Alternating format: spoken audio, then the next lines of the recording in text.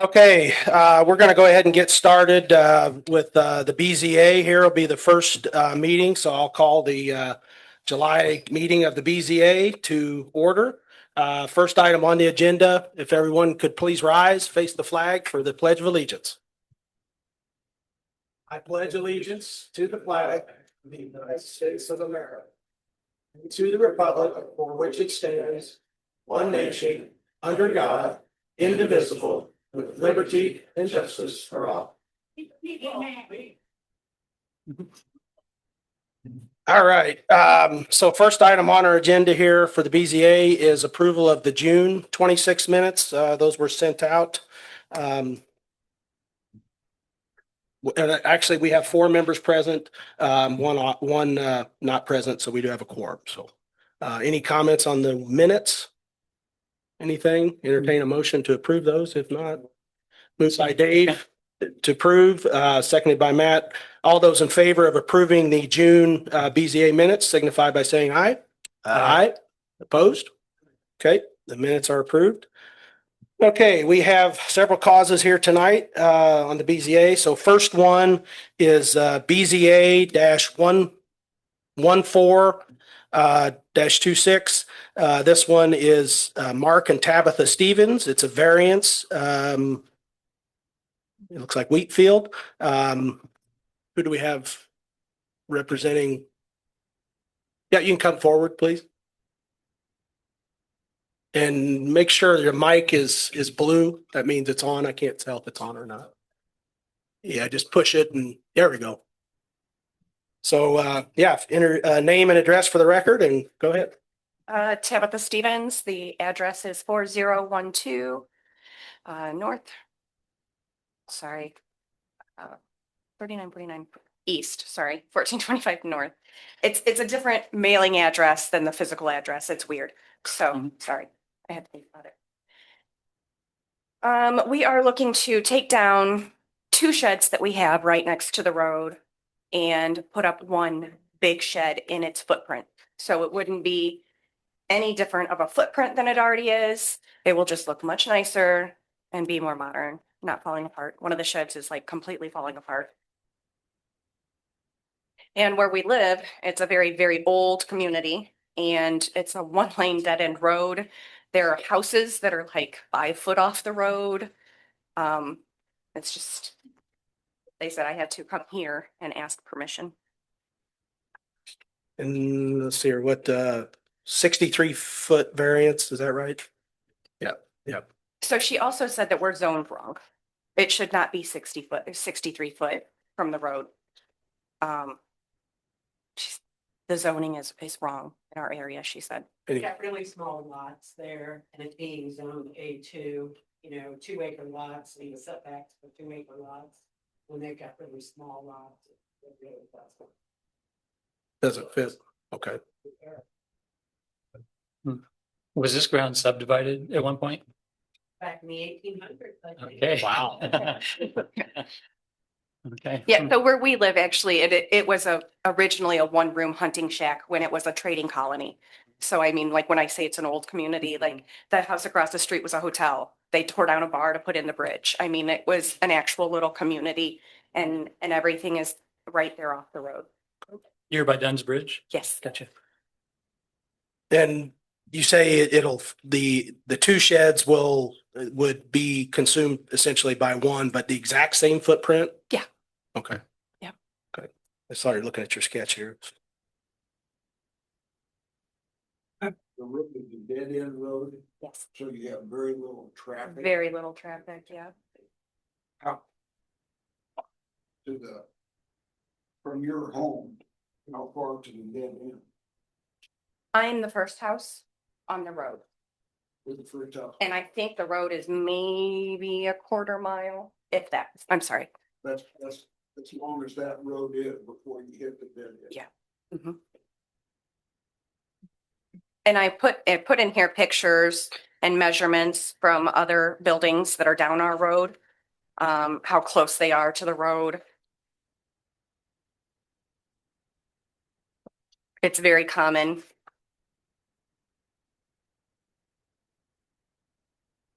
Yeah, so you can see where our two sheds are. It would all get, those two sheds would get knocked down and put one in its place.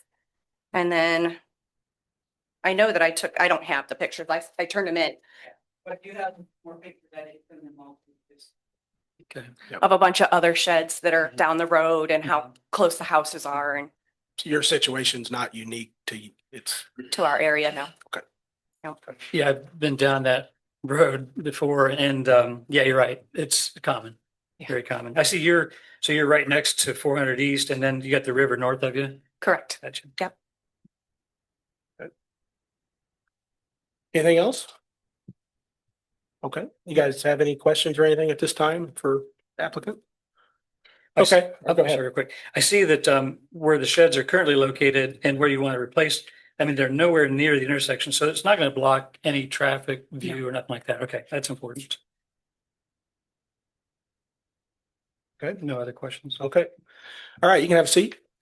So we'll open it up for public comment again on this particular cause, BZA 14-26.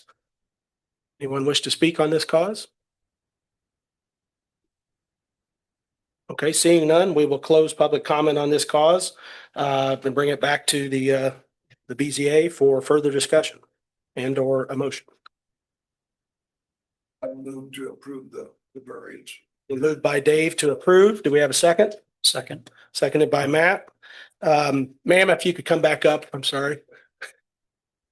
You have your development standards with you? What you submitted, your development standards?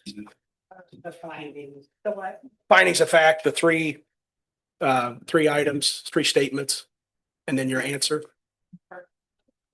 Those. No, I'm going to have you, sorry. I've never done this. That's okay. You're doing fine. If you would read, again, the statement, of the standard and then your response, and then give us a chance to vote on each one individually. Okay. For the first one, approval of the variance will not be injurious to the public, health, safety, morals, or general welfare of the community.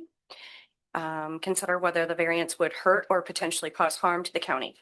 And I said, we would like to move the two sheds that we have and put one big shed in its footprint. There are two sheds there and one is falling apart. It would be an improvement on the property. All those in favor of number one signify by saying aye. Aye. Aye. Opposed?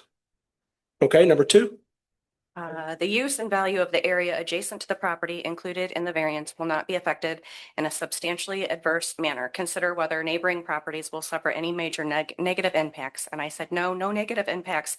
We would be improving the area. We live on a one-lane dead-end road. There are many buildings very close to the road. Please see photos. Our community is an old one, and this area was built in the early 1900s. All those in favor of number two signify by saying aye. Aye. Opposed? Okay, and number three. The strict application of the terms for the ordinance will result in a practical difficulties in the use of the property. Consider what difficulties the owner would have developing the property according to the zoning ordinance standards. And the answer was the new shed would be in the same place as the two old sheds and no difficulties to anyone. All those in favor of number three signify by saying aye. Aye. Opposed? All those in favor of adopting these development standards as facts signify by saying aye. Aye. Opposed? Okay, the variance is approved. Thank you. Thank you.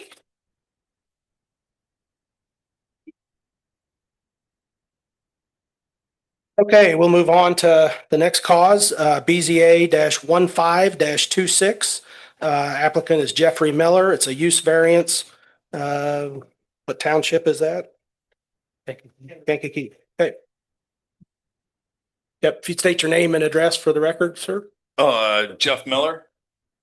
And I don't really have an address out there. It just says southwest quarter of section 22. Your home address is fine. 493 east, 1000 south, Couts. Okay. Go Okay, ahead. so I was digging, I bought 30 acres over there. I'm a concrete guy. I was using the sand for concrete jobs. As everybody knows, all this stuff's going on at NIPSCO. I'm wanting to sell some of the sand there. Just so I could have a pond for my kids and stuff to fish in. Any, anything else? That it? Oh yeah, that's what I'm trying to do is get a blessing to sell some sand out there. Okay. Any questions from the BZA at this time for the applicant? Yeah, I have questions. So you mentioned on your application that everything prior to this has been for personal use. All the sand that's come out has been for personal use. Most of it, yeah. But it, like, okay, so I did get involved with a little bit of the solar panel people towards the end, and I think that's so I wasn't actually doing just for my personal at that point, but up until then, yeah. Okay, so you sold some sand out of there to like I was helping the solar panel people around the area, yeah. with the lay down yards when they redid the lay down yard, Yeah, right? Yeah. Yeah. Actually, But, I wasn't chasing any of that. They came to me because I was Right, right in the middle of right. it. But you have sold sand in the past. I have, yeah. Yeah. And that's a big project. I know their laydown yards was about 30 acres. And I know that, Well, I didn't get all of that. It was just kind of like an overflow thing, yeah, yeah.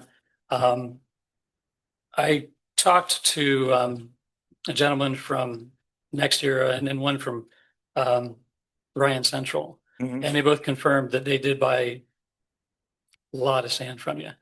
Okay. A lot, hundreds, maybe thousands of truckloads, because they're talking 30 acres.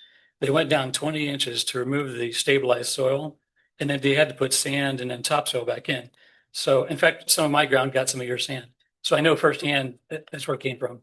So I guess my only issue is that I wish you wouldn't have put on here, everything prior has been for personal use, because it just doesn't sit well with me. Okay. Yeah, just, It looks like a pretty big hole. it's a big hole. I noticed looking on GIS, it's about 5 acres right now of water. That's a lot of sand that's been taken out over the years. And I'm glad you came in for permission now. I wish you would have done it a long time ago. Right. And I should have, yeah. Yeah. I've got a question on the map here. Could you come? Yeah. So this is your current pond. What roughly you gonna go this way or just all the way around? How much do you see it expanding? Well, at this point, I don't know if it's going to expand at all because I think I missed the boat over there. Okay, well, if you did mine it, that's what you're here for approval for. So you wouldn't encroach over here anymore, is what you're saying? Not much now. Okay, because that's a solar field. I And I think. did put it in there. It's like the whole thing with everybody else, it's like, okay, so I'm gonna put them there out of sight, out of mind, and then I don't have to look at the solar panels too. It's kind of like my thing, Okay, so there is a. I know that was the problem because I put one here and I put one here. Okay, I just had a question on that. Okay. Any other one on the BZA have a question for the applicant while they're standing up here? Just curious, I guess. I know that when they brought that stabilized soil in, they put a lot of it on your ground. And then did you resell that? I mean, it's gone. I assume you must have resold it. No, I made some of that berm out of that. Uh-huh. Okay. Because I saw a lot of it. It was all the way back, and I see now you've got the berm up along the road, and That's what that is. okay. Okay. Anything else right now? So it's like, and even like what I thought about that portion because it wasn't sand, so it wouldn't blow. And then, it's a lot of black dirt, so it grows vegetation. Yeah. And then, that won't be an issue. Mhm. I mean, that's why I did that instead of sand, right? Because when it gets dry and then Yeah. windy and then, Yeah. I've been around where that was the problem. Do you have a signed contract with NIPSCO for this yet, or no? Working on it. Yeah, but they've already started. So, Yeah, right. what I mean? I'm like, out. Yeah, well, maybe not. Yeah. Yeah. You got a long way to go. Yeah, Anything right. else, questions right now, guys? Okay, sir, you can step down for a second. We'll open up for public comment again on cause BZA -15-26. Does anyone wish to speak on that? Mr. President? Okay, seeing none, we will close public comment and bring it back back to the BZA here. Further discussion and or motion.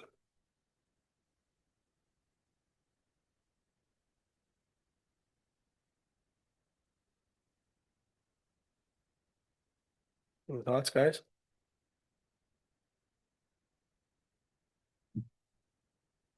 Well, I mean, it's got, I'm not a big fan of it as it sits because based on past, what's happened in the past, that's my opinion. I think, I agree with Matt. I think if it was a new sand pit, it'd be different, but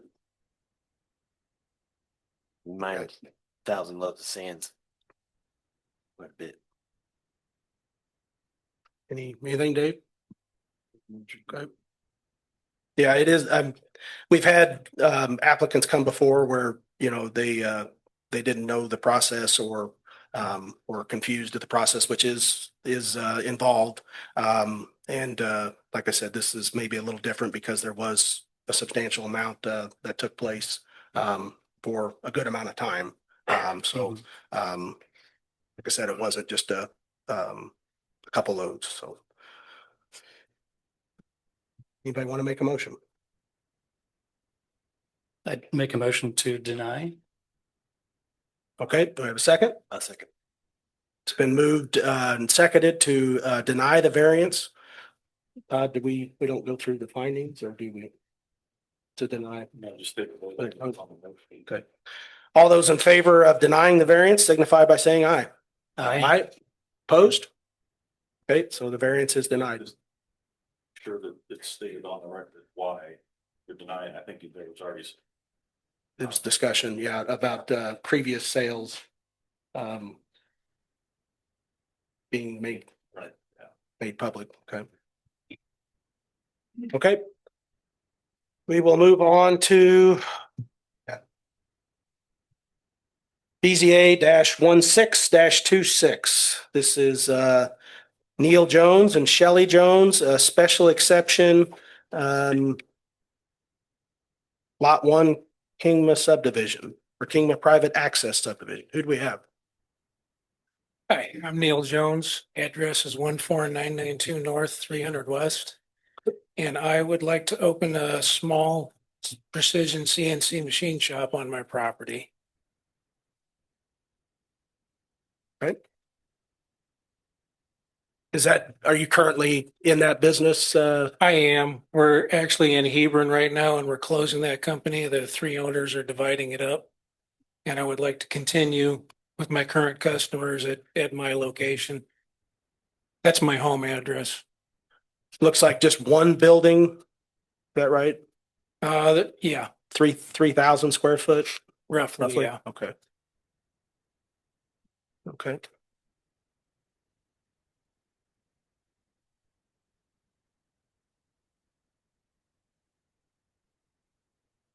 I think you stated in your responses, you don't expect to do any direct sales or anything out of there. Did I There read will that be right? no signage. It won't look like a storefront in any way. In fact, when it's there, I don't think anybody will even know it's there. Do you have any employees or plan to have? Maybe in the future, right now, it's just me. Okay. Will your customers come to you or do you deliver to them? I deliver to them. Occasionally, they'll come to me, But mostly pick up and delivery. mostly I'll be delivering to them. I think you also mentioned no grinding, painting, blasting, or chemical processing would take place at this property. Correct. Okay. How much material, I guess you'd call it steel or whatever you would be machining would be outside, do you think? It might take up, Because you've got kind of is that a gravel area? Is it a parking and loading area? maybe a 20 by 30 area would be the material in racks. Okay. There'd be a small amount. I'm doing very small machining. Okay. On your map, I see also you have limited outdoor storage area, and that would be used for what? That would be the material. Material, okay, Yeah. like the It's hard actual, to store that stuff indoors. Yeah. It takes up a Lot of space, a lot yeah. of space Yeah. that's valuable space. yeah. You use like the racking and have different types of steel in Yeah. stock, Yeah. okay. And hopefully I can hide all that with cyclone fence with Mhm. the slats you put through them or.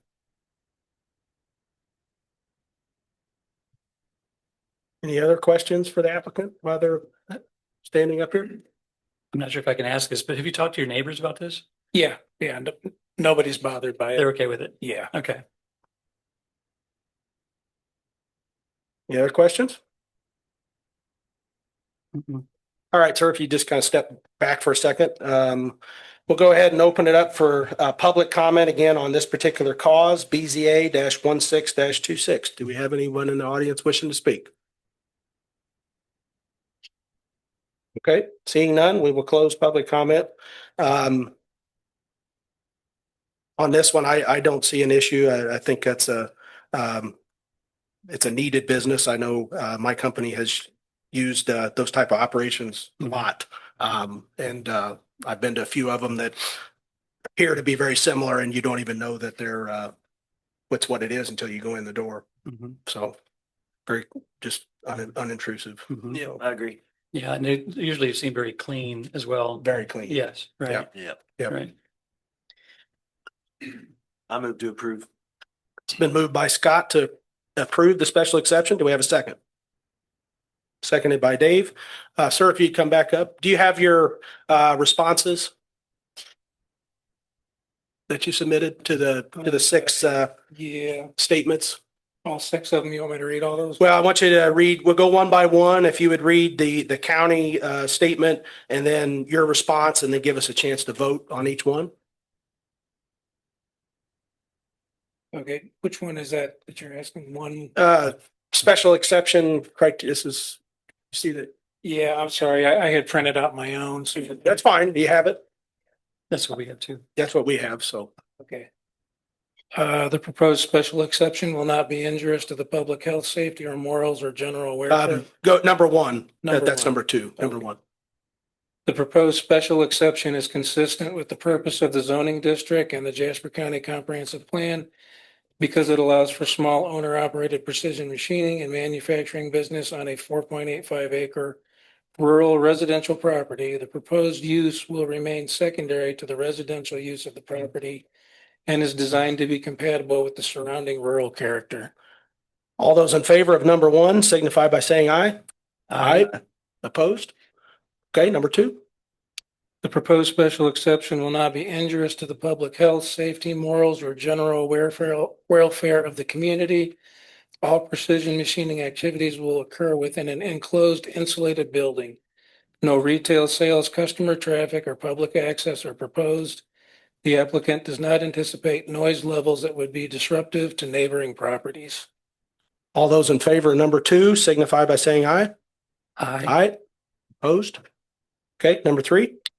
The proposed special exception is in harmony with the adjacent land uses. The property contains approximately 4.5 acres, providing substantial separation from neighboring properties. The proposed building location minimizes impacts to the surrounding properties and maintains the rural residential character of the area. All those in favor of number three signify by saying aye. Aye. Opposed? Okay, number four. The proposed special exception will not alter the character of the district. The property will remain owner occupied and residential in nature. The proposed 3,000 square foot pole barn is similar in appearance to agricultural and accessory structures commonly found throughout rural Jasper County. All those in favor of number four signify by saying aye. Aye. Aye. Opposed? Okay, number five. The proposed special exception will not substantially impact property values in an adverse manner.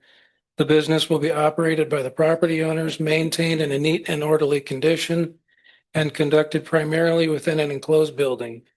The limited scale of the operation and lack of retail activity are expected to minimize impacts on neighboring properties. All those in favor of number five signify by saying aye. Aye. Aye. Opposed? Okay, and number 6. No appreciable environmental harm will result from the proposed special exception. The operation consists primarily of precision CNC machining. Grinding, painting, and blasting, chemical processing, and other similar activities are not part of the proposed operation. The applicant will utilize generally accepted business practices to minimize noise, waste, and other potential impacts. All those in favor of number 6 signify by saying aye. Aye. Opposed? All those in favor of adopting these findings as facts signify by saying aye. Aye. Opposed? Okay, the special exception is approved. Thank you. Thank you.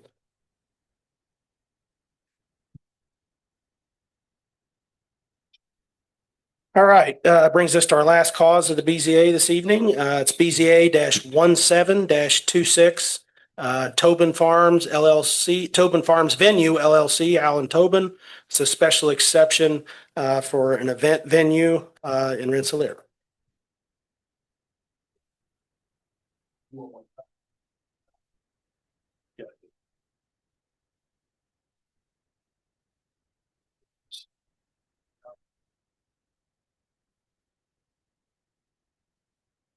Go ahead and state your name and address for the record, please. Don Shulman here at Rensselaer, Indiana. I'm the attorney representing Toben Farms Venue LLC, who's the applicant.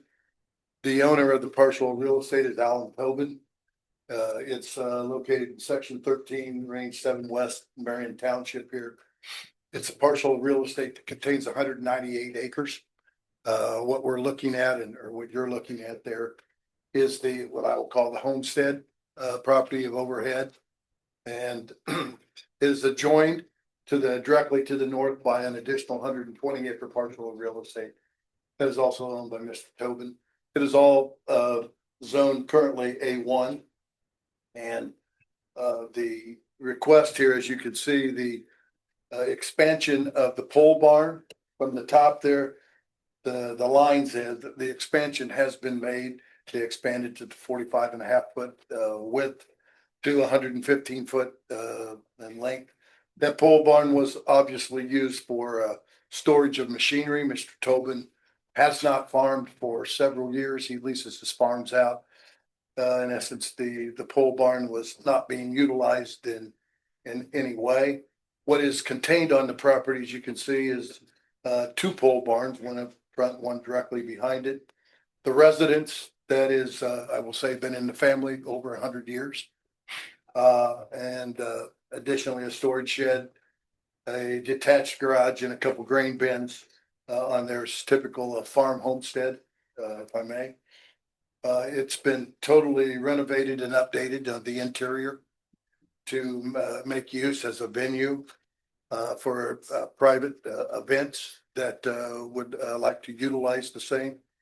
They have access directly from the county road right in front of it. They have enough area surrounding it for parking, all off-site on this particular matter. We have to come before you in order to be able to actually place the matter into use.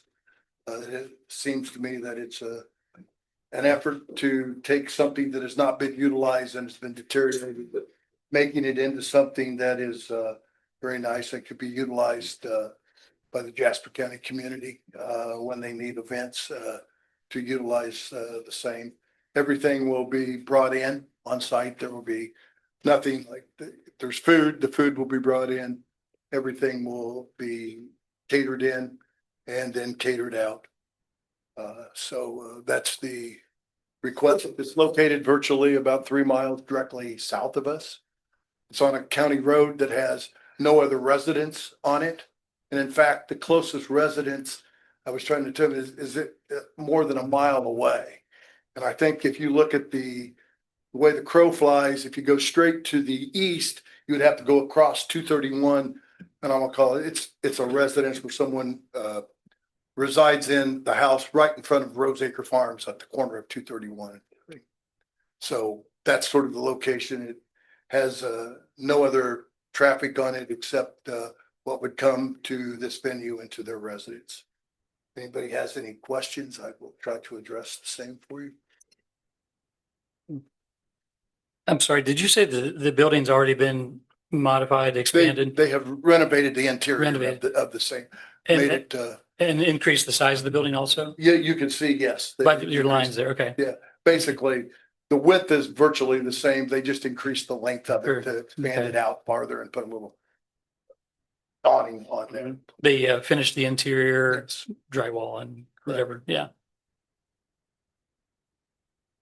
Restroom facilities inside? They have I believe they told me that they expanded to have 1,000-gallon septic tank.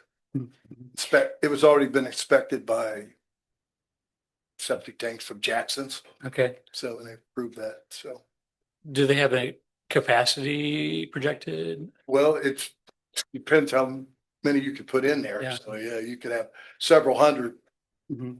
It could utilize the same because it's, as you can see, it's over 115 foot long and Mhm. 45 foot wide. So you could stick several tables in there, have a Right. lot of people in there. Todd, maybe a question for you are there county regulations on capacity on things like this? You know, There's probably regulations, state. Microphone. I'm sure there's fire type related regulations, things like that based on size. I don't know what they are. I don't know that this board looks at that Right. at all. but that would be something that the applicant should adhere to, obviously. Right? Yeah, Yeah. yeah. If they're, well, I'm sure these venues have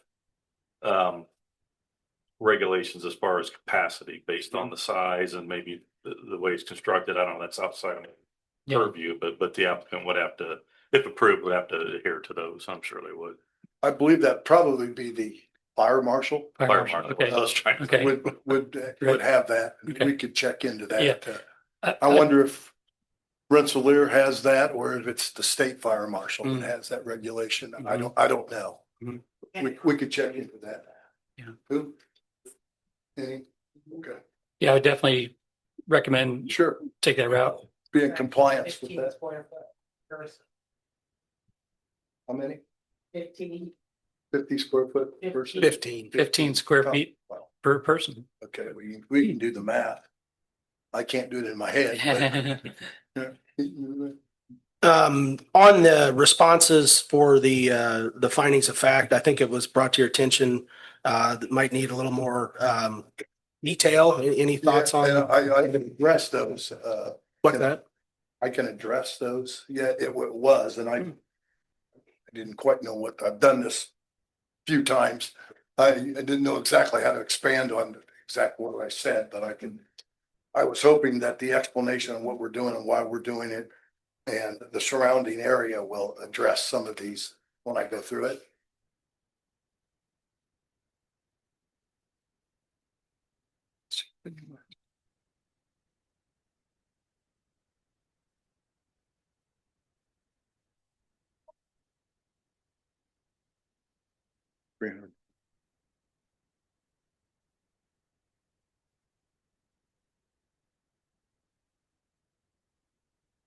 Did you guys look at those findings of fact? Any Nothing stands out.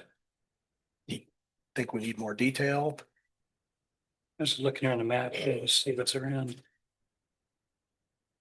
It's pretty Yes. isolated. It's very, I see that, yeah, yeah. Like, very- does the applicant, they own across the road as well, right? Yeah, they do go across the road, yeah. Okay. I see. So you're a few miles south of Rensselaer. Looks About like- 3 miles straight south Yep. of here. I see that. Yeah. Mhm. I mean, it should be a good location. You're not too far from the interchange, 231 and I-65. So, yeah.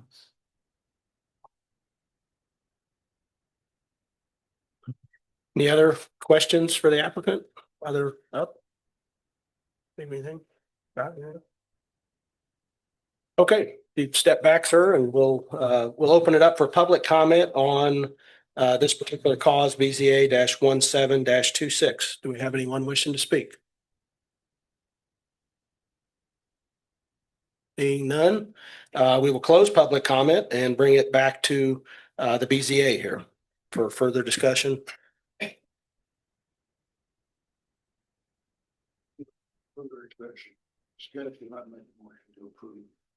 Been moved by Dave to approve the special exception. Do we have a second? I'll second. Seconded by Scott. You know the drill. If you would read one by one and then the county statement and then the response and then give us a chance to vote on those. By the way, I was just told that the total capacity cannot exceed 345 people based upon the size. That's exactly what I found too. Yeah. Yep. There we go. Yeah. Okay. The proposed special exception is consistent with the purpose of zoning district in the Jasper County comprehensive plan. Response was, this shall not be inconsistent with the best use of the pole building as the owner no longer utilizes the same store of farm equipment in the building. All those in favor of number one signify by saying aye. Aye. Opposed? Okay, number two. Proposed special exception will not be injurious to the public health, safety, morals, or general welfare of the community. Responses, proposed use will give the community a needed venue to be used for private gatherings and a venue to host events in the area and will not be injurious to the public health, safety, morals, and general welfare of the community. All those in favor of number two signify by saying aye. Aye. Opposed? Okay, number three. Proposed special exception is in harmony with the adjacent land use. Said the surrounding use of the land for farming will not be affected by the proposed use. All those in favor of number three signify by saying aye. Aye. Opposed? Okay, number four. The proposed special exception will not alter the character of the district. Response was the agricultural character of the surrounding area will not be affected. Same. All those in favor of number four signify by saying aye. Aye. Opposed? Okay, number five. Proposed special exception will not substantially impact property values in an adverse matter. And the response was the value of the adjoining farmland will not be adversely affected by the same.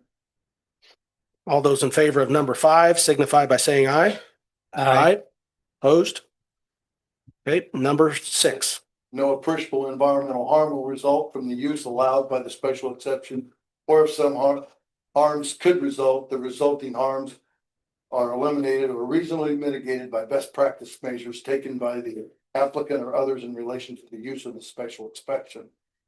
The response was no environmental harm to the area from the intended use of the special exception. All those in favor of number six signify by saying aye. Aye. Opposed? All those in favor of adopting these findings as facts signify by saying aye. Aye. Aye. Opposed? Yes. Say what now? Regarding what? Yeah. State? I wouldn't know. Not as far as this board's concerned. I mean, we're just granting them the special exception. Thank Okay, you all. did we vote? Let's, all those in favor of adopting these findings as facts signify by saying aye. Aye. Aye. Opposed? Okay, so the special exception is approved. That's the last cause for the BZA. When's the next meeting? Mary, if we have an agenda? When's our next? What's the date on that? August 17th. Right here. Anything else? Otherwise entertain a motion to adjourn. I like the motion. Move to adjourn. We have a second. Seconded by Dave. All those in favor of adjourning to BZA signify by saying aye. Aye. Opposed? Okay, BZA is adjourned. We will start the plan commission here shortly once we get everybody seated and everybody moved out of here.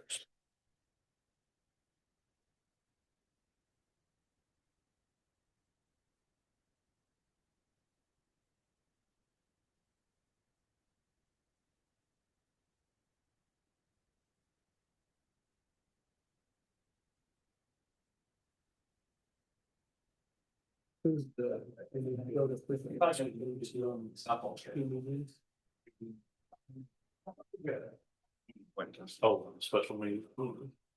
You can do it. Well.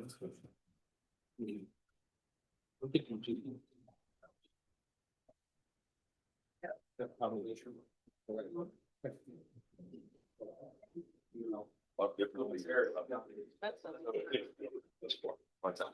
he's on his way.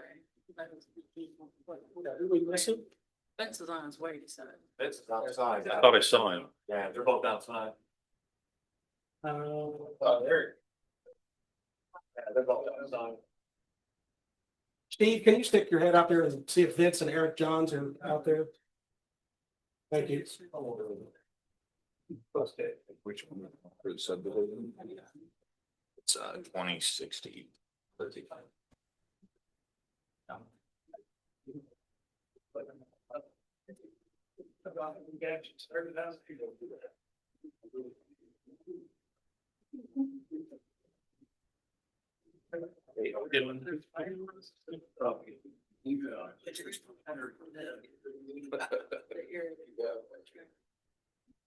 You guys all ready? Yeah. Ready. Ready. Right? Yep. Always have good time. This is not that from that. Okay, we will call the July meeting of the Jasper County Plan Commission to order. We do have a full board tonight, so we have a quorum, all members present. The first item on the agenda is approval of the June minutes. If you recall, we actually had two meetings in June, our regular meeting and then a special meeting to correct the record from a cause on the first meeting. So per Todd's advisement, we would go through these one by one for approval. They were sent out. So we will start with the first meeting, which was June 15th, for any discussion and or motion. I'll move to approve. Got your mic on? I think so. Okay. That's been moved by Jake to approve. Do we have a second? I'll second. Seconded by Scott. All those in favor of approving the June 15th, 2026 Plan Commission minutes signify by saying aye. Aye. Opposed? Okay, those are approved. And then the special meeting that was held on the 24th, June 24th. Any discussion and or motion on that meeting? I move to approve. Been moved by Todd to approve the June 24th special meeting. Do we have a second? Support. Seconded by Ryan. All those in favor of approving the June 24th special meeting minutes signify by saying aye. Aye. Opposed? Okay, so those minutes are approved. Okay, we have three causes tonight. So we will start with the first one. PC-18-26, Terrence Sprouse. Am I pronouncing that correctly? Terrence Sprouse, is that, okay. Yeah, name and address for the record, please. Terrence Sprouse, Yeah, I don't know what's going on. 6112 North St.Rd East Maderyville. Okay, go ahead. Applying, I currently have a residence on 10 acres and applying to subdivide 2.5 for the purpose of putting a house there for my daughter's family and getting the grandkids next door.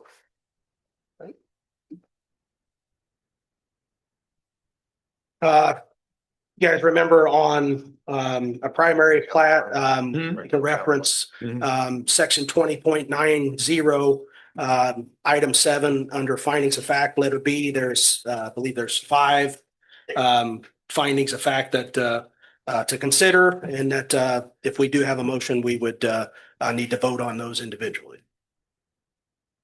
Any discussion, questions for the applicant on this cause?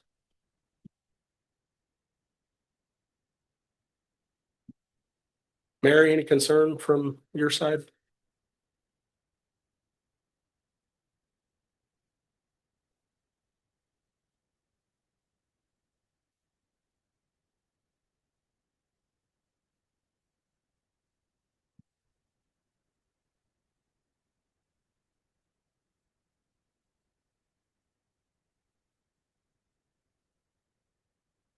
Any questions?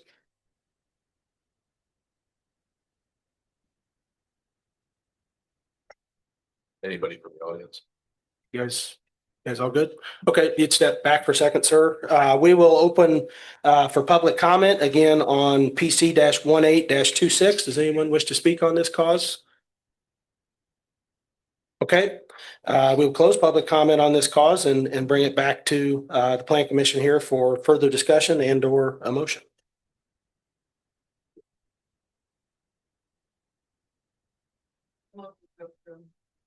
Pull your, turn your mic on. There you go. Approve. Been moved by Lana to approve. Do we have a second? Seconded by Dave. So I will read the findings of fact that I talked about, and we'll vote on those one by one. So number one, the subdivision of land is consistent with the Jasper County Comprehensive Plan. All those in favor signify by saying aye. Aye. Opposed? Number two, subdivision of land satisfies the development requirements of Chapter 20.60 Jasper County Code subdivision types. All those in favor signify by saying aye. Aye. Opposed? Number three, subdivision of land satisfies the standards of Chapter 20.70 Jasper County Code design standards. All those in favor signify by saying aye. Aye. Opposed? Okay, number four, subdivision of land satisfies any other applicable provisions of the Unified Development Code. All those in favor signify by saying aye. Aye. Opposed? And number five, subdivision of land satisfies the construction requirements of Jasper County's construction standards. All those in favor signify by saying aye. Aye. Opposed? All those in favor of adopting these findings as facts signify by saying aye. Aye. Opposed? Okay, the primary plat is approved. Thank you, sir.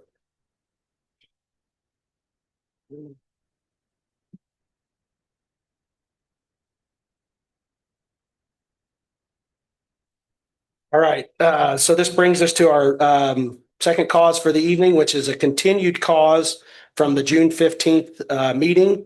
That's a particular cause where we had the correction of record meeting per our rules was automatically continued due to lack of a majority vote on the motion back on the June 15th meeting. It's cause PC-17-26. It's a primary approval for a one lot subdivision in Kankakee Township. So the point in the meeting where we're at, it was back to the board or to the Plan Commission. So that's where we're at. Right. Yeah, there were some commission members not present, so I think the applicant's gonna, through Mr. Dickinson, go over the project again, the plat that he's asking for approval for, and a lot of the board members have heard it. I think we're 6 here, and I think we have a full board tonight, so there's been 3 who haven't heard from the applicant actually. So. Okay. Go ahead, name and address for the record. Good evening, Brandon Dickinson with Denton's Bingham Greenbaum law firm, having offices in Indianapolis at 10 West Market Street, Suite 2700. We are here again tonight, as was discussed, to review the preliminary plat and the petition for approval. Maybe to take a step back, there seems to oftentimes be a lot of confusion about what a plat is, what are we here voting on today, and I thought it might be helpful to explain what we're going to be voting on and also what we're not voting on. So the Jasper Unified Development Code states that the purpose of a primary plat review is to provide the Plan Commission with the opportunity to review the details of a subdivision of land to determine compliance with the code and to ensure that statutory requirements established in the Indiana Code for subdivision of land are met. And so oftentimes when we hear subdivision, as we heard earlier, we're taking one thing and dividing it into 1, 2, or 3 lots. Here, and what we're proposing is actually kind of the inverse. It is a redivision or a reverse subdivision. So we're taking 3 parcels and we're making it 1. There's common ownership, there's common zoning, everything across the 3 parcels is consistent. None of them are special. But it is important to consolidate them because we don't need 17 parcels out there. It's one large project, and we have the ability to do that under the code. I think that there's at times been confusion about whether this is a rezoning meeting or this is a meeting to approve design plans or site plans or construction plans. And to be clear, none of those items are in front of this board. Those meetings and those conversations are for other bodies and other meetings that have either happened or will happen in the future. What the Plan Commission is tasked with is very objectively looking at the requirements under Jasper County's code and whether those items were objectively met and whether the Indiana code requirements for subdivision have been objectively met. It is obviously a very contentious conversation, and I acknowledge that there are a lot of emotions and there are a lot of differing opinions on the larger conversation as to what this project entails. But again, tonight is not about that. Tonight is about, were these very specific, very objective criteria that is under your code, were they met? And was the Indiana code met? Whether someone agrees or disagrees with the overall project is immaterial. The task in front of the commission is to ascertain whether the objective criteria has been met. And so just to run through those really quickly, finding number one that will be presented to the commission is the subdivision of land is consistent with the Jasper County Comprehensive Plan. The proposed subdivision supports the comprehensive plan's goals related to economic development, industrial growth, and infrastructure investment. The site is appropriately located within an established industrial area, zoning I2, and is consistent with the planned use designation. That's the first one. The second finding that you'll be asked to address is the subdivision of land satisfies the development requirements of Chapter 20.60 JCC, Jasper County Code, subdivision types. The proposed preliminary plat satisfies the applicable subdivision type requirements by consolidating existing parcels into a configuration that supports the proposed development while simultaneously complying with the requirements of Chapter 20.6. No proposed public easements are proposed within this plat. Applicable private easements will be created by separate documents. Finding number three, the subdivision of land satisfies the standards of Chapter 20.70 Jasper County Code Design Standards. The preliminary plat complies with the applicable design standards related to lot configuration, access, rights-of-way, easements, and infrastructure planning. The site includes primary access from County Road 1450 and secondary access from County Road 300 East, as well as emergency access from County Road 1350. Adequate access is provided. Proposed roadway improvements fit within the existing 60-foot right-of-way. The fourth finding, the subdivision of land satisfies any other applicable provisions of the Unified Development Code. The parcels in question are zoned I2, and the proposed subdivision, redivision, consolidation complies with the applicable zoning, subdivision, and development requirements of the Unified Development Code. The design team has addressed all county preliminary plat review comments. These comments were provided to a subject matter expert. The subject matter expert for the county provided all feedback, requested any additional information. Every single one of those items was met and addressed to the subject matter experts standards. A technical review will be performed by the county at all future utility improved location permit, and building permit submittal. Again, those will be questions and decisions and criteria that are for other boards at other times that are not in front of the commission. The fifth finding, subdivision of land satisfies the construction requirements of Jasper County's construction standards. The proposed infrastructure and site improvements have been designed in accordance with applicable county construction standards. The drainage design has been approved by the Drainage Board, and the rough grading ILP has received conditional approval contingent upon finalization of the road use agreement. Necessary utility infrastructure can be extended to serve the development. Private water and sanitary services are proposed to be extended to the site from the existing NIPSCO property. Detailed engineering plans will continue to be reviewed by the county through subsequent permitting processes to ensure full compliance and with applicable county and state standards prior to construction. So as boring as it may be, when we walk through those things, we look for, did we check the box? Was it done? Pursuant to Jasper County Unified Development Code, if the Plan Commission determines that the application and primary plat comply with the objective standard.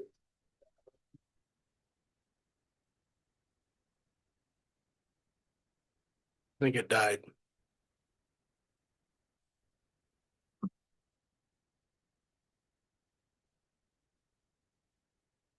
I bored the other microphone to sleep. Apologies.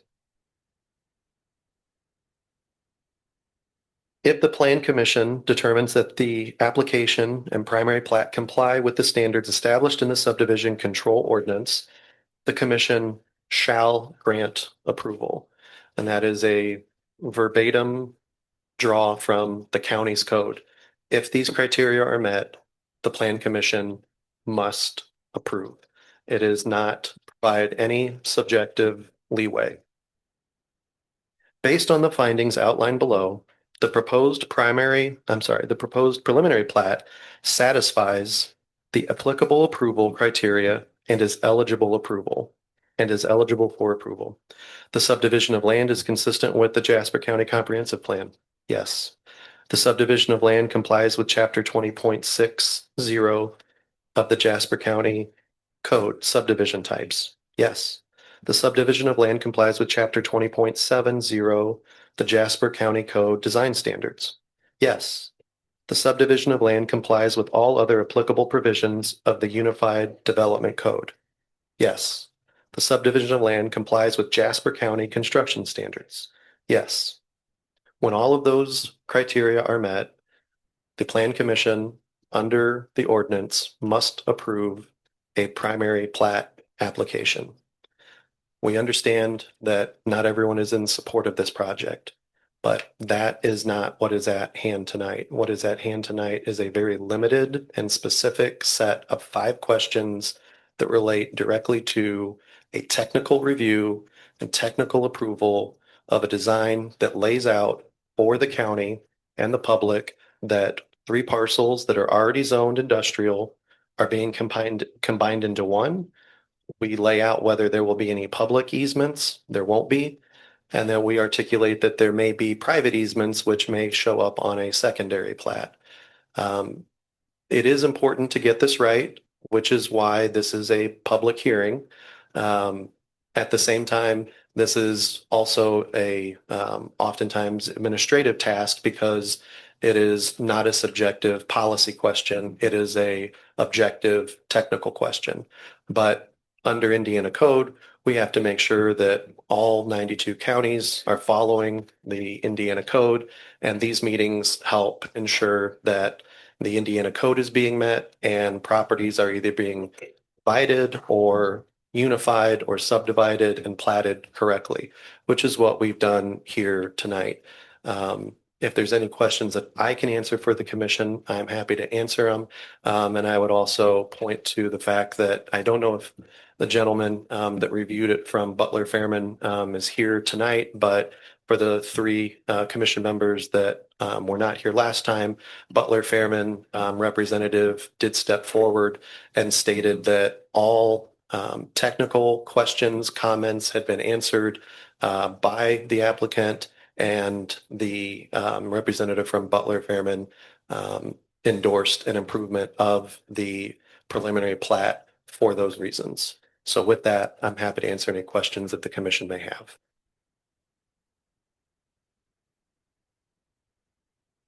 Any questions?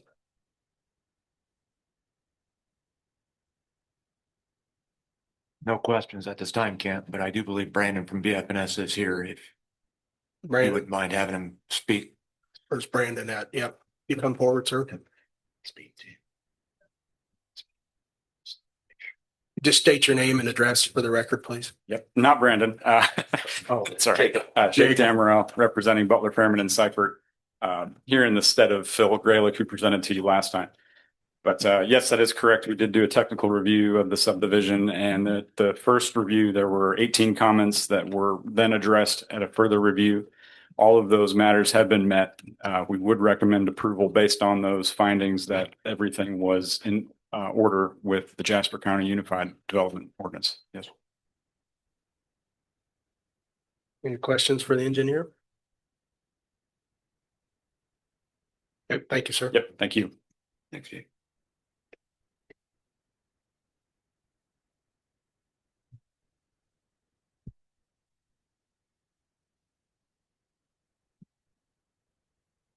Any discussion? Questions? Todd, could you speak to the fact of these questions have been answered based on our UDO? You're on. There you go. Is it on now? Okay. Yeah, I mean, the applicant went through the questions. He believes that they've complied and met the criteria based on those statutory questions and the ones that are in our UDO. Jake was here from BFNS, still is, who indicated that it complied. And he, as I understand it, just to clarify, he's hired by the county. Correct. And he was reviewing this project on the county's behalf so that he could give evidence to this board. And apparently there was some issues that needed to be addressed before he could approve or recommend approval of the project. And those, as he indicated, and as Mr. Dickinson indicated, were addressed.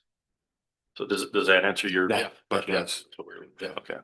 We started off a lot of these processes and projects with incomplete applications. And to Vince's point, several meetings ago, get BFNS's eyes on it and ensure that the compliance is being followed and everything in our books are being followed statutorically the way we have written. And I'm glad they did that.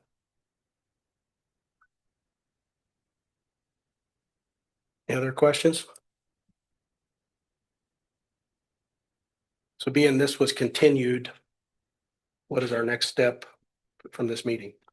It was continued essentially because there was no official action, quote unquote, because of the lack of a majority, as you indicated earlier, vote one way or another. So there, according to our rules and the past practices, someone would make a motion to approve or deny, and then go through the findings if there was support and a majority vote. Official action needs to be taken on that motion to begin with, and we've got a full board tonight, so. Again, those findings that have been referenced are section or chapter 20.90, item 7, letter B.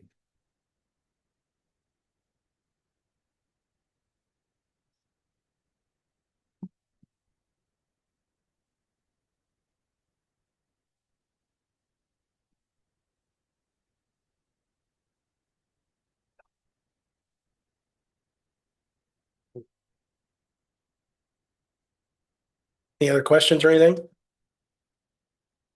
Okay, so we'll open up for public comment on this particular cause. If the applicant would step down. We have a list over there. Yes. Yep. So if we have a list going like we did at the last, so if you want to call them out there, Kelly, or just kind of go in order. And if you did sign the list, please, come forward. So be ready to step forward, I guess. Steve Erlinger. Okay. Can't before we proceed, are you holding a time limit on this? Yeah, we would do our 5 minutes per, yeah. You got a time? Yeah. Okay. Go ahead, name and address for the record. Yes, good evening. Steve Herlinger, 374 East Grove Street, Wheatfield, Indiana. Over the last few weeks, I visited 4 data centers. I actually got to talk to the jurisdiction officials. Because of the nature of the conversations, I can't share where they were or who the official names were. And a couple of the locations had me sign letter of confidentialities to protect their rights. The thing I want to state tonight is that this has to do, the Indiana Code, as the gentleman described, Indiana Code Title 36, Article 7, Chapter 4, which authorizes counties to establish and administer planning and zoning regulations in order to promote the public health, safety, morals, convenience, order, and general welfare of their communities. There's one thing I'll be putting in as exhibit tonight, and this will go on public record, is to ask for a moratorium on this, that we do this correctly.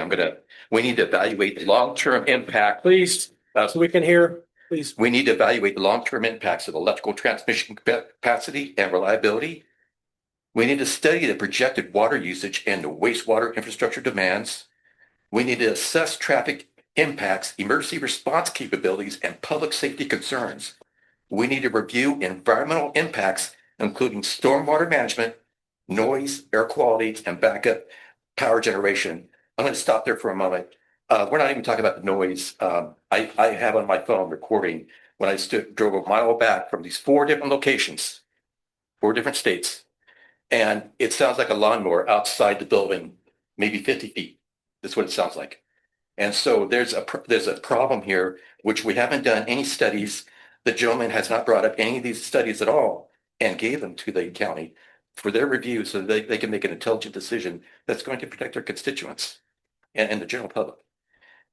What I'm asking the county to do, and I'm willing to help, I'm offering my assistance. I've written several different ordinances in different locations in the United States. Develop or amend zoning ordinance specifically addressing hyperscale data centers and similar industrial developments. Let's address these outstanding issues that people have concerns about. And again, I don't stand with any group here. I stand by myself as a citizen that just went and reviewed these 4 different locations and spoke to people. Let me tell you the message they gave me. They said, afford these people the ability to do what's right. Give them an opportunity. Don't go there and point fingers and say this or that. Focus on the facts. And that's what I want to focus on tonight. I want to ensure meaningful public participation through workshops. And Amazon, I don't think they did this purposely, but there was a meeting they held a couple months ago, and they sent out these notices, and everybody in Wheatfield got them 3 days after the workshop. 3 days after the workshop. And to me, I've been involved in public hearings, and I've dealt with remonstrators. I've held the meetings for big corporations. And I tell you, I've been threatened. I've been escorted by police officers and everything in and out of meetings. So I understand the difficulty. I get it. But the thing that we can do here that can be afforded to this group is that we can look at this and show the community that we do want to review this. We do want to do this right. We do want to give the opportunities to look everything over thoroughly and make an intelligent decision. I know there's good people in here. I say it from my heart, but I also bring this message from these 4 other jurisdictions. And a couple of them almost cried to me. They said, afford them the ability to look at this. Let them know there is a chance here to do what's right. And that's what I'm asking for.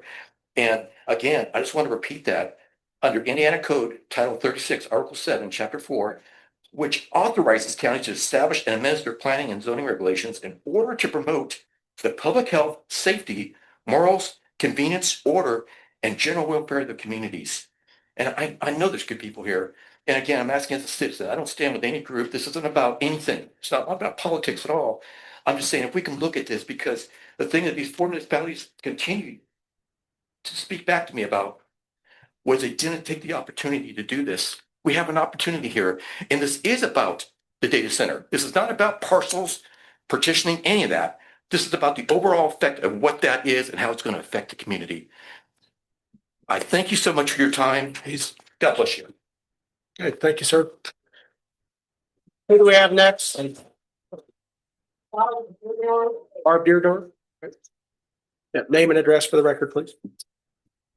Barb Deardorff, 5298 East, 1350 North, St. Pierre in Kankakee Township. I ask that you make an unfavorable recommendation regarding the latest NIPSCO Amazon petition. The parties are requesting to subdivide parcel 0060037 O2 and then combine it with the other data center parcels. They then wish to use that land for an additional data center building. That parcel is currently occupied almost entirely by a coal ash landfill, a portion of which is unlined. The land the petitioners wish to subdivide is currently a forested buffer between the landfill and nearby residents.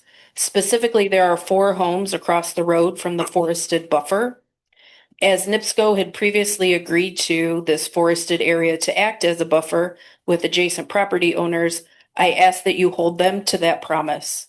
Do not let them subdivide this lot and deforest the buffer so they can add more cash to their pile of billions. Please continue to look out for homeowners and give an unfavorable recommendation to this petition. I would also like to take the opportunity to thank you for your many votes over the past 8 months.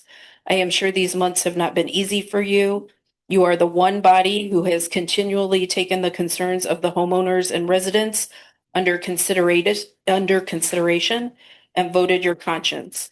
While others have voted to sacrifice the northeast portion of the county for fast cash and empty promises, you have continued to act with integrity.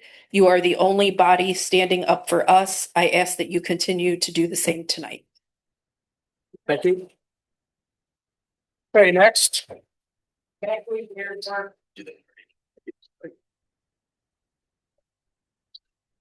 Rebecca Deardorff. I don't have to give my address, right? We put it on typically, there? you just, It's okay, you got it. All right. Okay, that's why I thought that was Okay. for. I didn't realize it was on there. Go ahead. Okay, one thing I don't understand about this application is because I've never really had an application. We have, Amazon is the applicant, but NIPSCO is the owner, so somebody else can, subdivide your property even though it's not you. It's probably for a contingent. It's contingent, right? Yeah. So What does that mean? Todd, what's that? Well, either the owner or the applicant, I believe, according to our rules, is able to make application. They've identified both of them. Okay, all right. There is an active pipeline that moves through at least 2 of these parcels without having a map. I'm not quite sure, but I'm pretty sure it runs through 2 of them. Comes in on 1350 diagonals across northeast to 300 and then goes across the road. So would that pipeline still remain in those parcels, or is the pipeline going to be moved outside of this quote subdivision? Sure. Ma'am, the board isn't here to answer those questions. The board is here to listen to facts you may be able to present that may give them an idea of whether they should vote yes or no on these 5 criteria as to whether this plat meets the requirements of the Jasper County Code and Indiana Code. Yeah. So I know he talked about infrastructure and I don't have all those rules, but seems like this is part of the infrastructure of those parcels. It's an active gas pipeline. So I just didn't know if it was being moved outside of those parcels to another route. Unless that type of a thing is contained in 20.60 subdivision types or 20.70 of the Jasper County Code subdivision design standards of this type, which is an industrial subdivision. Okay. I don't know that anybody's looked at that yet. As I believe Mr. Dickinson indicated, there are quite likely other processes that this would have to go through. This board tonight is just to decide whether the plat meets these criteria, and that's it. So who decides anything about checks on the pipeline? Nobody? I don't know that, that's not what the board is I get it. concerned It's about not tonight. this board. There's But you're saying- processes that things go through. Okay. So where would that fall under? Nobody knows? We're not here to answer questions. I Yeah, don't know what else to tell you. With I don't know what else to tell the you. infrastructure of those parcels included this pipeline, that's why I'm asking it. But then you say it's part of other processes, but what processes? Do they have to bring all of their Between the pipeline construction company buildings and the everything? If you're talking, and then hypothetically at this point, a private pipeline, I've been there for years. well, I'm sure that's something the applicant would have to address with the company.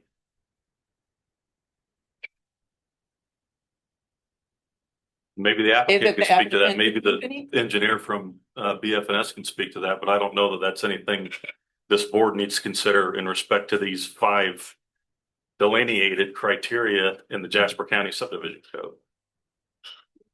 Okay, all right. Thank you. Who's next? Georgette, you are. Georgette Aguilar?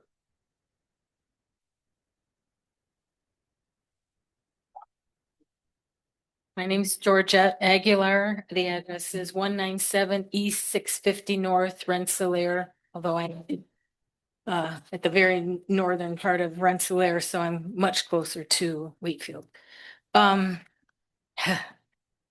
much flying through my mind.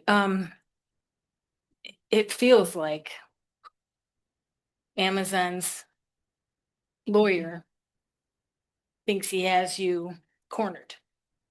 Maybe he does. I don't know. I hope not.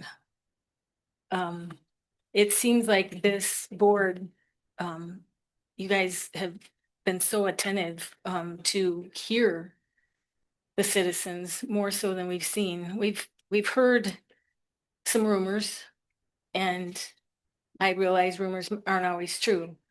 One of the things that crossed my mind tonight was we've heard that Amazon did not wait to break ground and that they were fined for not waiting to break ground until they had full approval.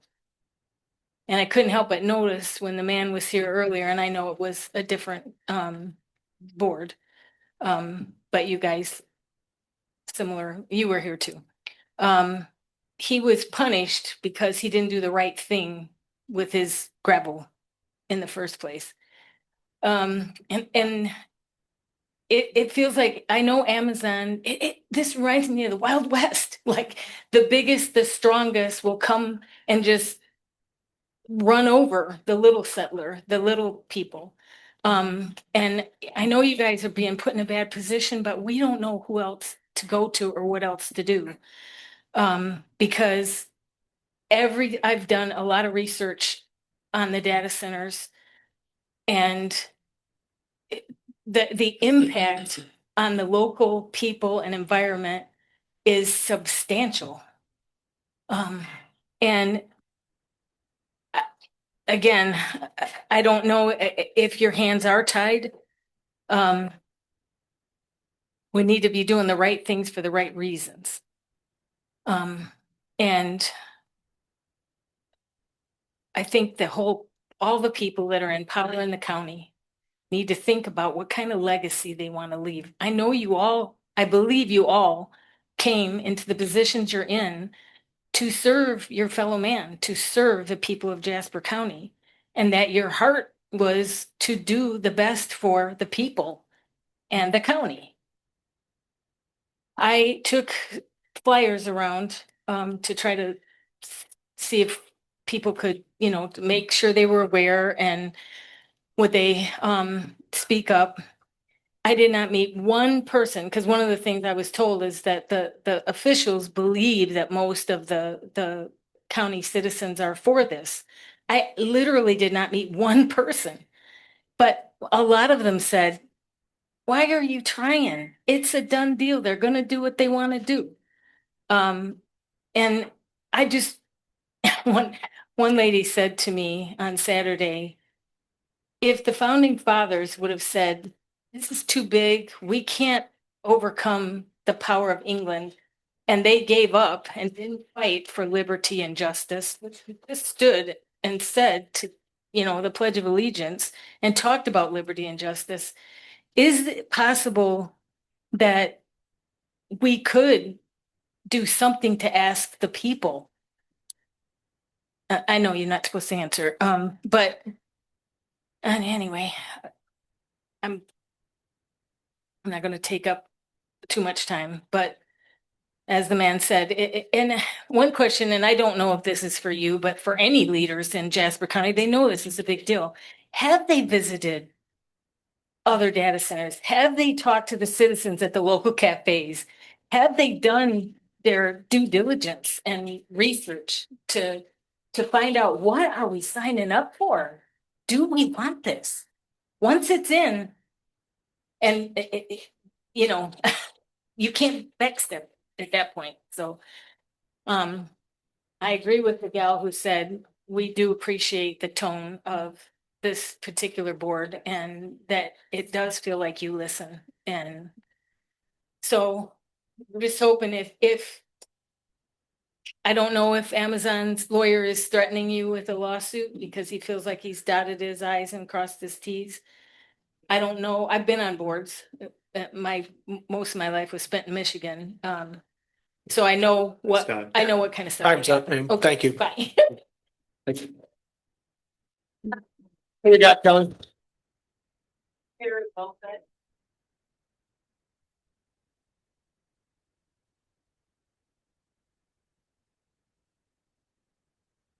Joey Wells in 3474 East, 500 North, Wheatfield, Indiana. Our local government is set up specifically with checks and balances. Multiple committees, you're one of them. And just to remind you all, 3 times you have recommended not rezoning. 3 times the commissioners did it anyway. I don't know, Gina. Where are the checks and balances in that? I keep hearing that Jasper County is the largest agricultural county in Indiana. I would like you to please stop thinking that if somebody puts the word farm behind something, it's not agricultural. A solar farm, a wind farm, a data center farm are industrial, not agricultural. When we, the public, the public actually see the master plan for this project? Because I've been here since October 2025, and every time I hear their lawyers saying, well, we're adding this and we're changing this. I don't know of any other Jasper County resident that is allowed that kind of fluctuation. We just noticed that with the BZA, with the sand guy. So when are they going to be treated like we're all treated? And I took that as a threat when he said, you must. I'm not a lawyer, but it sounded like a threat to me. And has our Jasper County building inspector even been out to the site? Have they hauled any red tags on it? Is it all green tagged? And why didn't we have BFS back in October? Because I appreciate him coming and saying, hey, these are the ducks that need to be in a row. But the horse is out of the barn now. We needed to have them way back when. And so we need to go back to October and start again with them as our experts and go from there. Thank you. Who's next? Reed.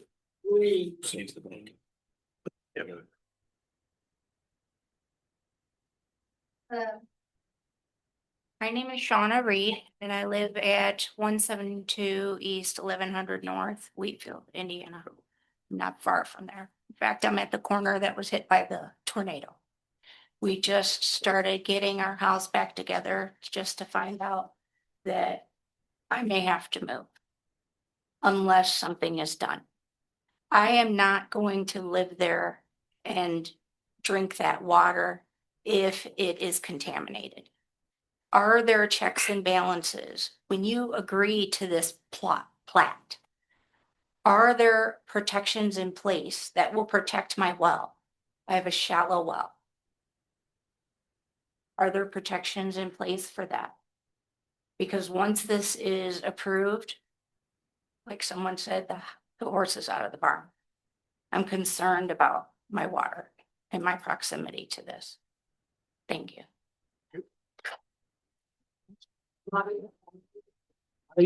Dottie Ward.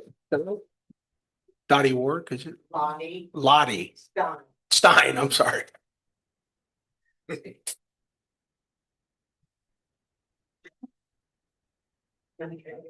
Hi. I'm Lonnie Stein. I live at 606 Azalea Street, Southeast DeMont, Indiana. I'm here to speak and let it be noted on record that I am against letting Amazon redo the data plat map in Wheatfield. From the Tuiville broadcast on 7/10/26, Commissioner Rain was asked by Cheryl, and this starts at 23 minutes and 1 second. But you guys, have you done specific case studies and the scientific stuff so you know that we're not going to be as much as you can? Commissioner Rain's response, and I quote, "As much as we can, yeah. So Amazon, once again, we told Amazon, or the developer early on, before we ever know who it was necessarily, when we did find out Amazon, it was like, you guys are going to have to make the case for us, because obviously our life, our bread and butter, literally egg is most important. And why is it attractive to consider an agreement like that we did approve this, that we're getting this infusion of revenue up front? So if it is this project would go the entire 35 years of agreement, it would mean potentially $700 million into the county. And the company would receive a benefit of savings over that time of $380 million. That's a lot of money." End of quote. So who's holding the egg basket? Although eggs are a part of life in Jasper County, so is farming, our Kankakee River water, the farmers markets, the livestock, the arts. People should be the most precious commodity of Jasper County. It's us, the taxpayers, who breathe life into this community.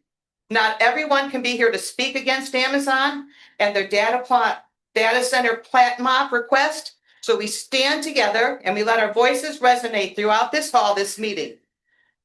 The most important aspect from the interview with Rain, and I would like to requote again, "As much as we can, yeah. So Amazon, once again, we told Amazon, or the developer early on, before we even know who it was necessarily, and when we did find out Amazon, it was like, you guys are going to have to make the case for us, because obviously our way of life and our bread and butter, literally egg, is more important.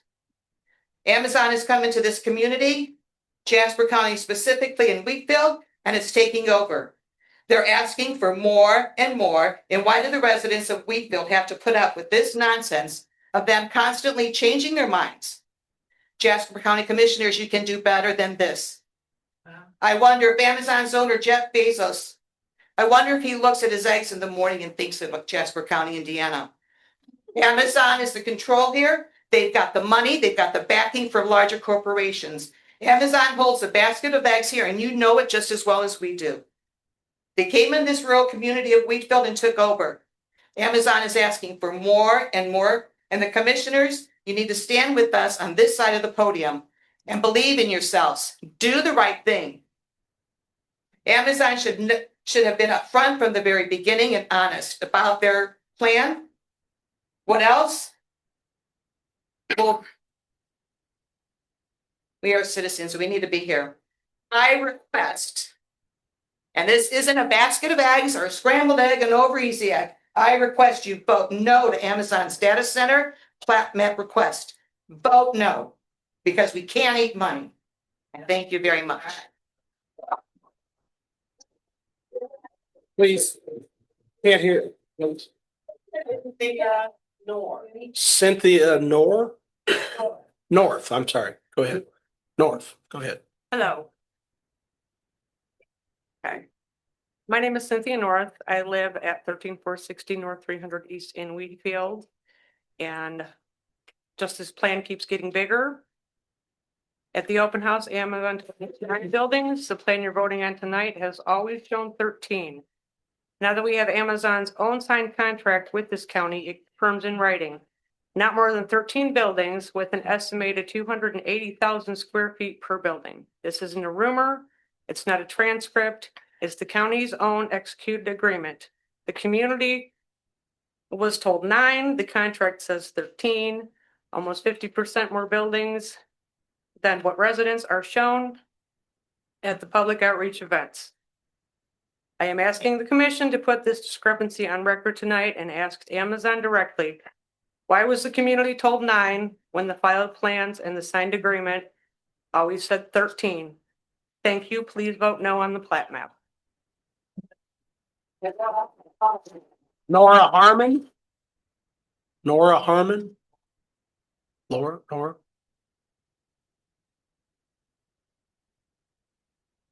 Hello, my name is Laura Harmon. I reside at 13460 North 300 East Wheatfield. I depend on a private well. I'm worried about my well water. This site has coal ash contamination. It's been there for decades. Amazon's own engineers wrote in a document filed with this county that conventional dewatering may not be feasible because of contamination concerns. That means when they start digging, they could stir up heavy metals in the groundwater. The site plan also shows millions of gallons of diesel fuel stored on this property next to my water.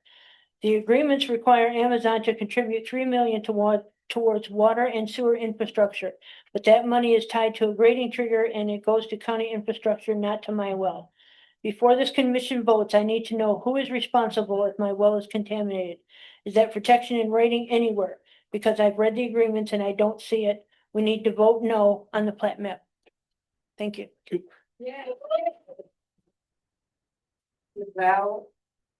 Giselle? Can't hear very well. Okay. Go ahead. Giselle Norton Green, 3470 South Street, Wheatfield, Indiana. I would like to submit this official remittance and objection. And I went to Stowers, I stood out in Save-A-Lot at the park. Nobody wants this data center. We, the undersigned taxpayer and resident of Jasper County, am writing to submit my formal objection and remittance against the primary approval of cause PC 1726 regarding the proposal lot industrial subdivision for the NIPSCO data campus in Kankakee Township.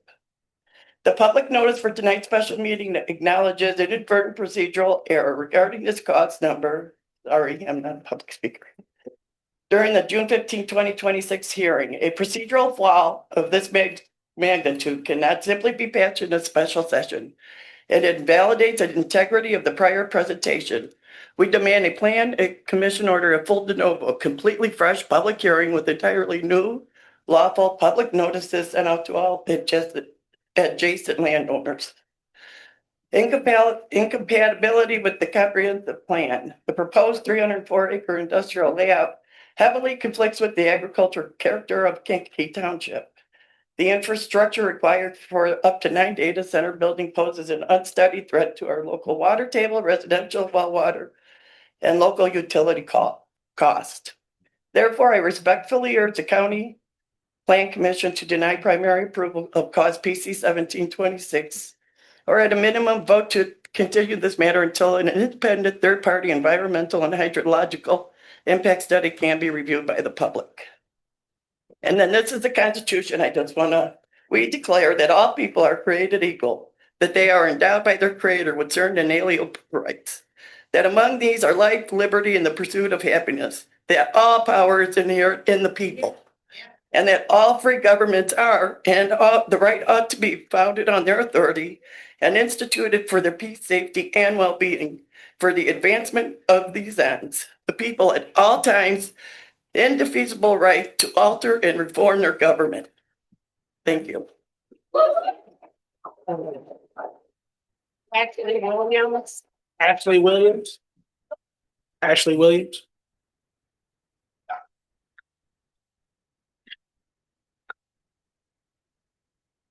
Hello, Ashley Williams, 401 First Street, Michigan City.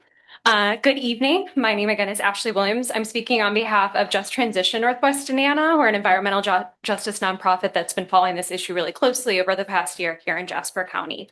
I am here to ask you to vote no on this plat map for Amazon's Project Rise data center.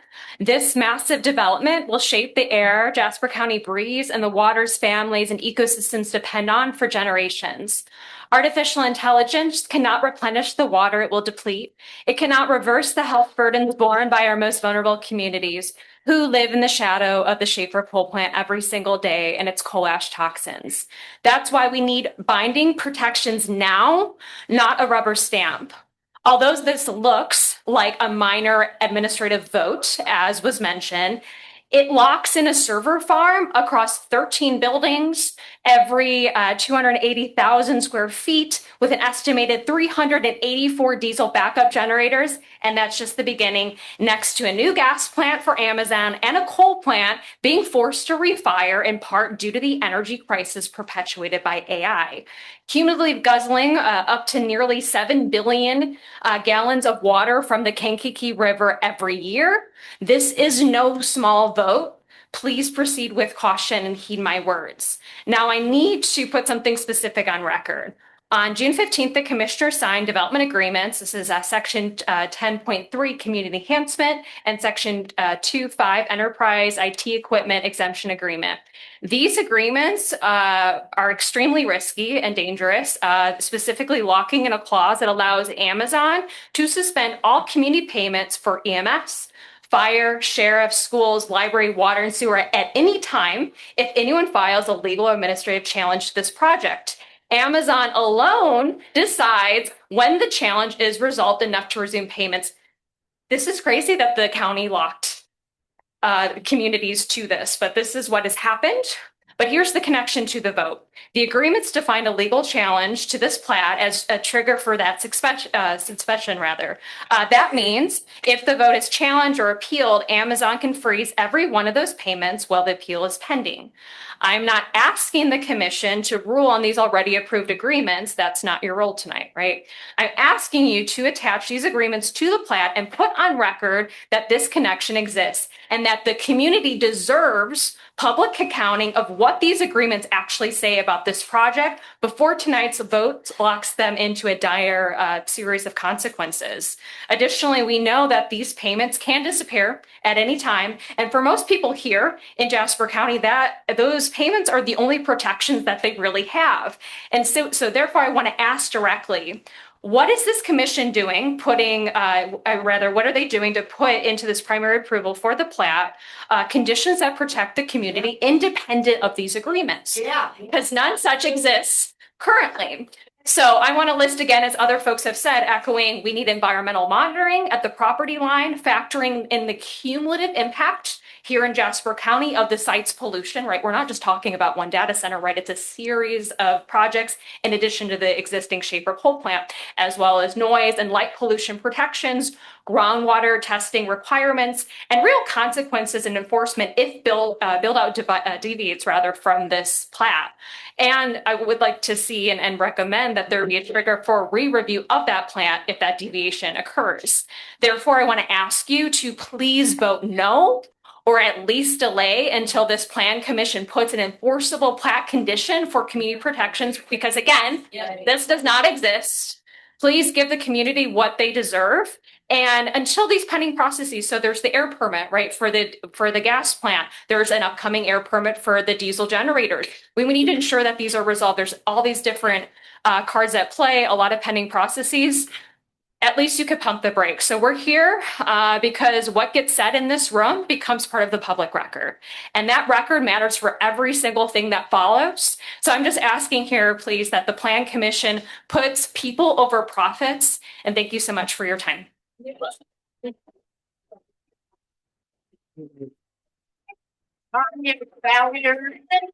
Salyers.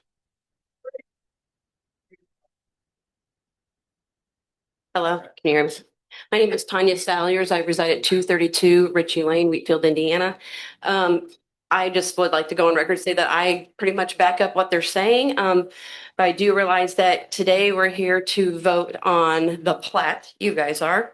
All of these things have great concern for the legacy of our children. Yes. But this goes back to what a gentleman said at one of the meetings, and he said, this is a piece by piece thing. And it is. It's a piece. And so tonight you're here to vote on a piece that will lay a foundation for potential destruction down the road. Now, you're taxed with, do we do something that is morally right, or do we go by this and this and this, and you must do this. You were put into positions to vote, yes, and we have protocols and things in place. But at the same time, when does it become that the Constitution doesn't really mean anything because our protocol and what we have put together as man is going to trump your constitutional right to life, liberty, and the pursuit of happiness? Nobody is going to have life if there is no water. You're not going to be pursuing happiness if you're dead unless you're in heaven.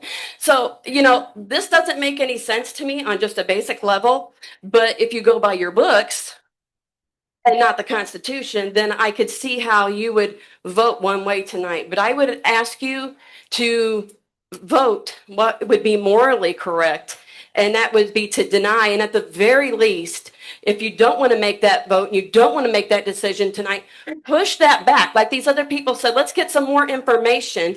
And on that, real quick, it's really difficult as somebody who is just a constituent, and you hear people get up here and make claims and say there's certain things, I'm going to do this, and they put up a laundry list, but then little things like they don't follow through.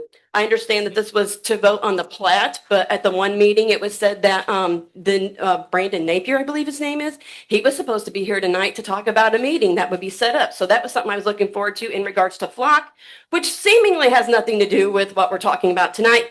But if you know the big picture, it has everything to do with that. So that's information that we don't have. And so sometimes, people get come against because, oh, well, you're spouting out the wrong things, or this is misinformation. But yet we're not given information. Sometimes we're given opinion, and sometimes people feed off the opinions of other people, and what we need are facts. And we need hardcore facts, and to do that, we need investigations. We need comparable data from other places. And how do we best do that? You go to a place that's already functioning and you can collect data from, it's a data center. I mean, there's all the data there you want, collect the data, compare, and then you can ask yourself, do we want this? Is this what we want for our community? Then you vote yes or no. But if you're just saying, okay, well, you must do this. Well, what you must not do is what some man tells you to do just because they have a wonderful law degree. We have to vote for future generations. And I'm just saying here right now that, like the man that came up here, I don't know the man, but it kind of seemed like he got raked over the coals for doing things beforehand, or such and such was done beforehand. Rules for thee, but not for me when it comes to Amazon. And this is not right. It is not right. I'm not saying you are specifically responsible for them breaking ground and doing whatever they want. But when there isn't any repercussion for that, it's sending the message to us that it's okay as long as you have billions, or you're going to funnel millions into the economic development fund. We can all come with a list, 9 items if you're the sheriff, or less if you don't have such a prestigious position.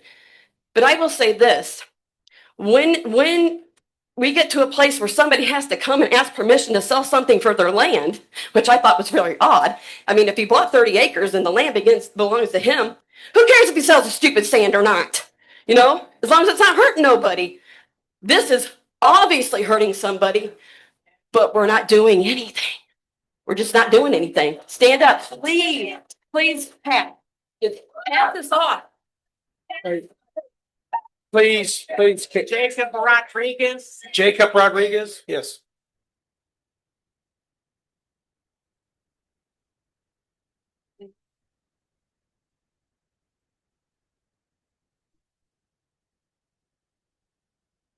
Hello, everybody.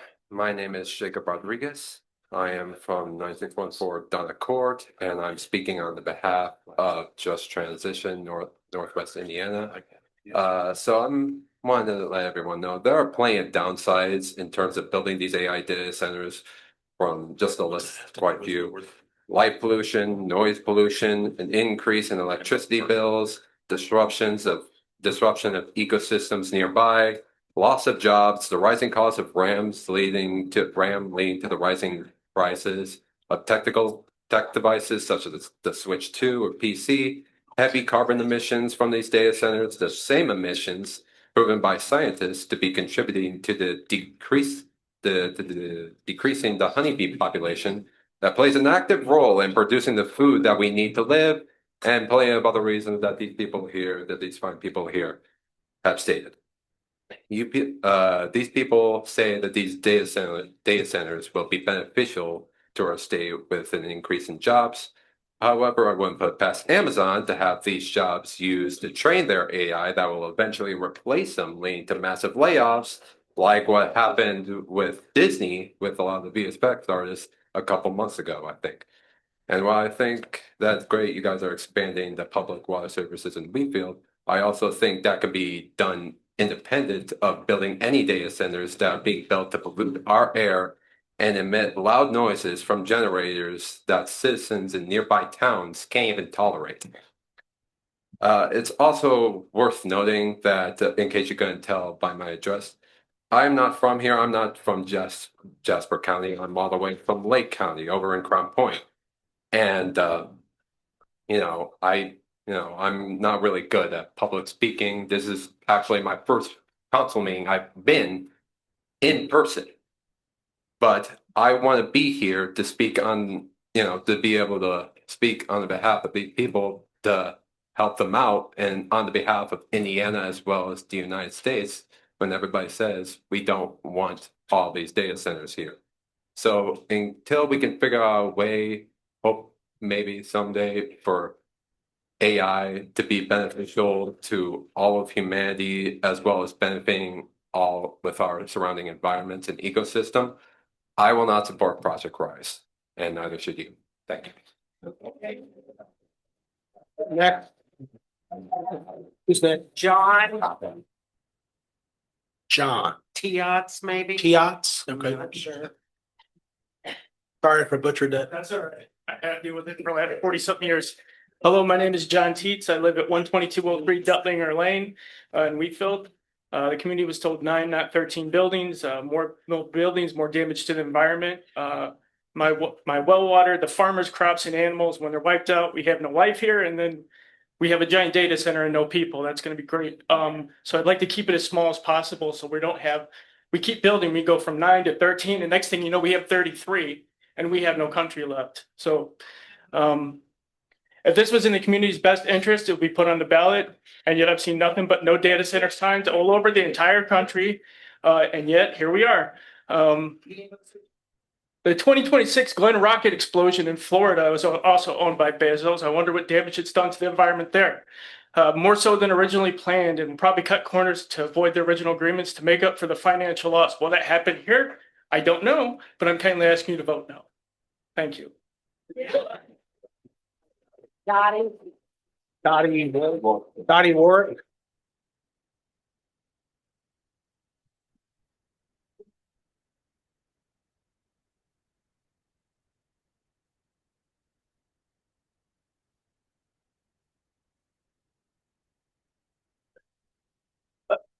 For the benefit of the board, I know we're hearing a lot tonight.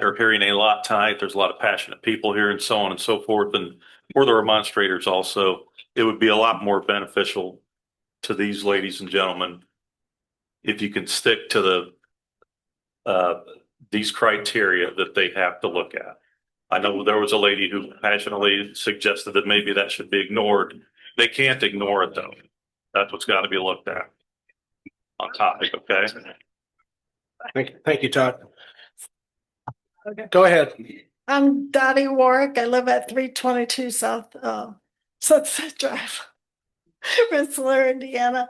And I feel that NIPSCO should be here. They're the ones who own the property, correct? Are their names on the deed? Okay. And where is the application? And why can't NIPSCO like deed the 3 parcels to make one deed? And then they could sell it. Is that correct? Is that possible? Okay. So the gentleman, Jake from BF&S, he was up here. The guy who wrote the whatever he oversees, that guy's on vacation. So shouldn't he be here to be presenting the information for BF&S? And then I sent the commissioners, the plan commissioners, and the councilman on the air permit for NIPSCO on June 14th. It's 198 pages. And if you read this, it's really bad. I went to Genco presentation June 3rd, and the author of this air permit, he talked for me for an hour, and I felt so good about it. I thought gas combustion was just great. The cat's meow. But then I got a hold of this, and this is bad. So anyway, and I emailed this to everybody. And I don't know if Commissioner Ryan had a problem with maybe clicking on the link, but it came from IDEM. So I want that for the record too, that this isn't, sorry.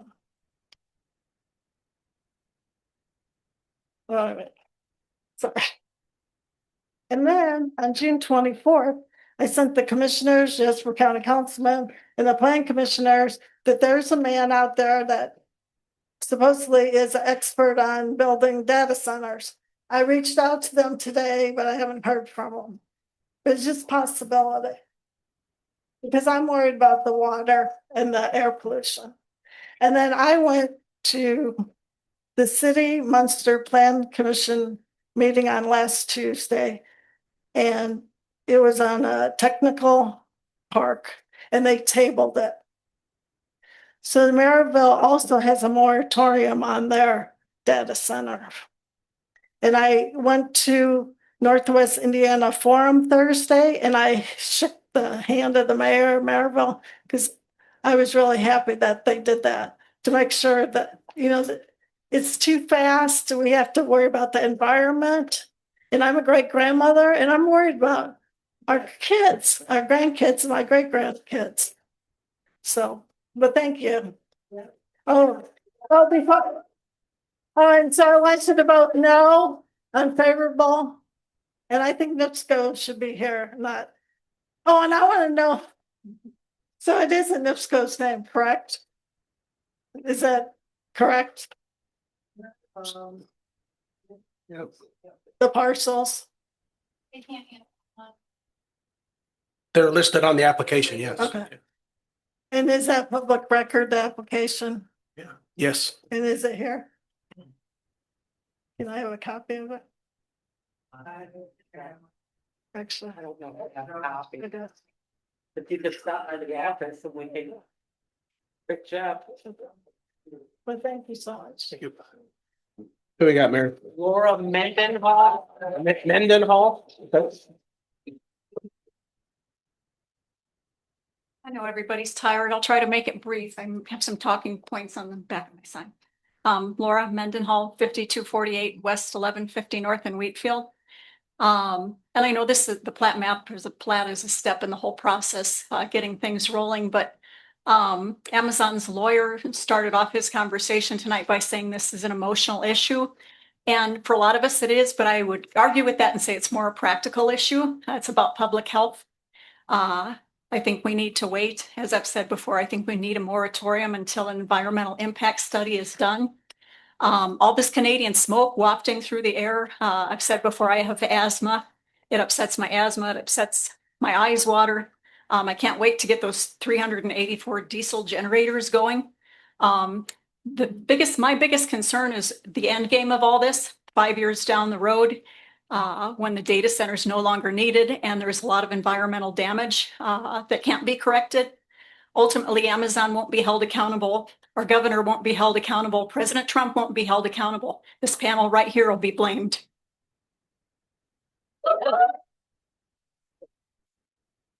Good. Great. All right, that was the last on the list, so we will close public comment and Can we do online comments? 5. There's onliners as well. Oh, did we have? They're They're speaking up back here. Okay, I can't see how many or. Yeah. One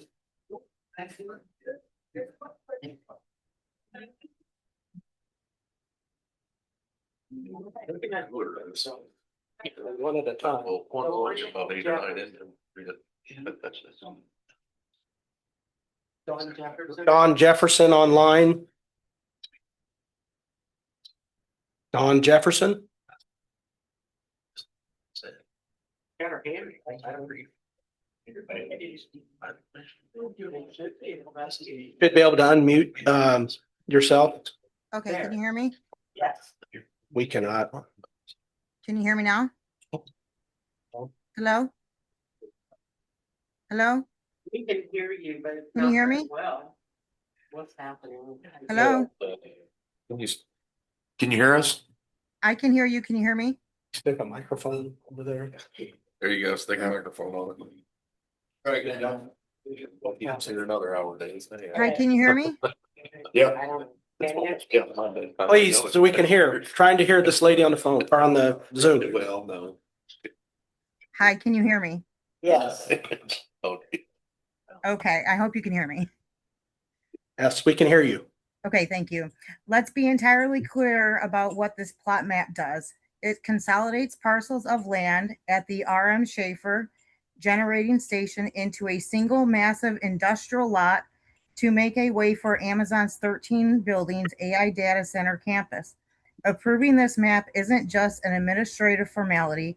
It paves a way for an unprecedented industrial footprint that will permanently alter the rural character of Wheatfield Township and the border of Jasper County. We must oppose this plot map for several critical reasons. First, the burden on our natural resources is staggering. The combination of this new Amazon data center and NIPSCO's proposed gas plant will demand nearly 7 billion gallons of water per year. That is enough water for roughly 64,000 homes. Our local aquifer is already stressed and has shallow wells are fighting the legacy coal ash pollution. We cannot support a massive industrial plot plant facilities draining our region's water supply for artificial intelligence. The second, the infrastructure agreement and the environmental impacts remain.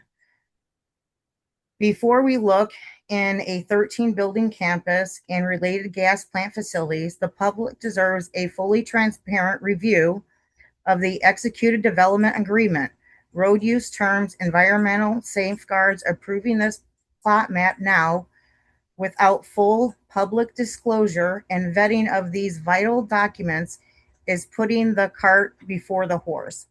Finally, this plot map solidifies industrial corridor that our rural community is simply not equipped to handle.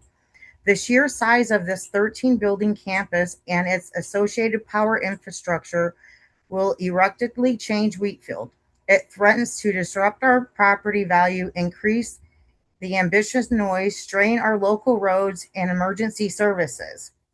We are not against progress. We were absolutely against an unchecked mega development that compromises our health, our water, our financial future, and everyday residents of Jasper County. I urge you to vote no tonight.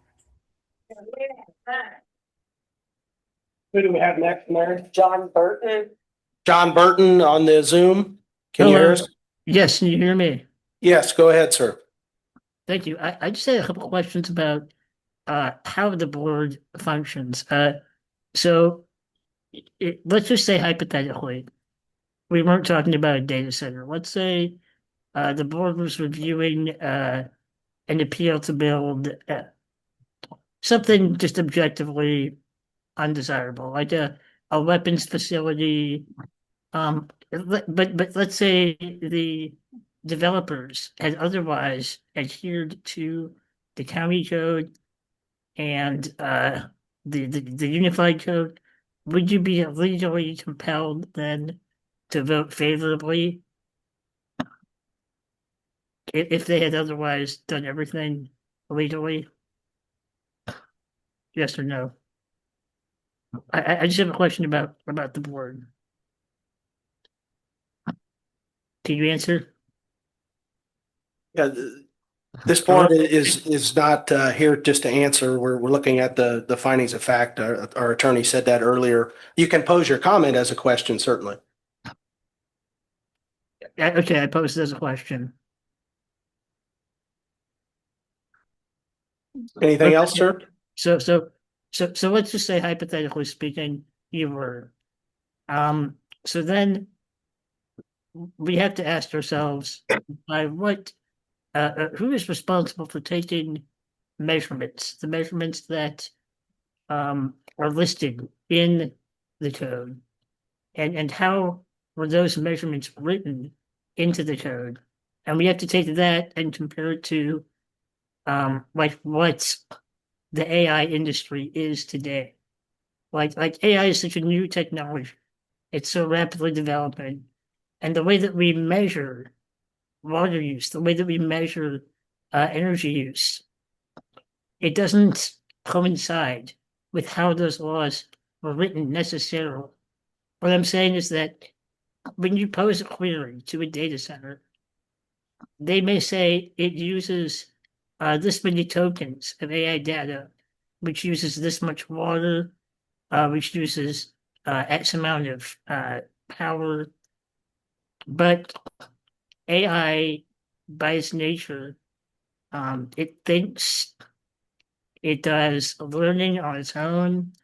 And what I'm saying is that one query isn't necessarily one query.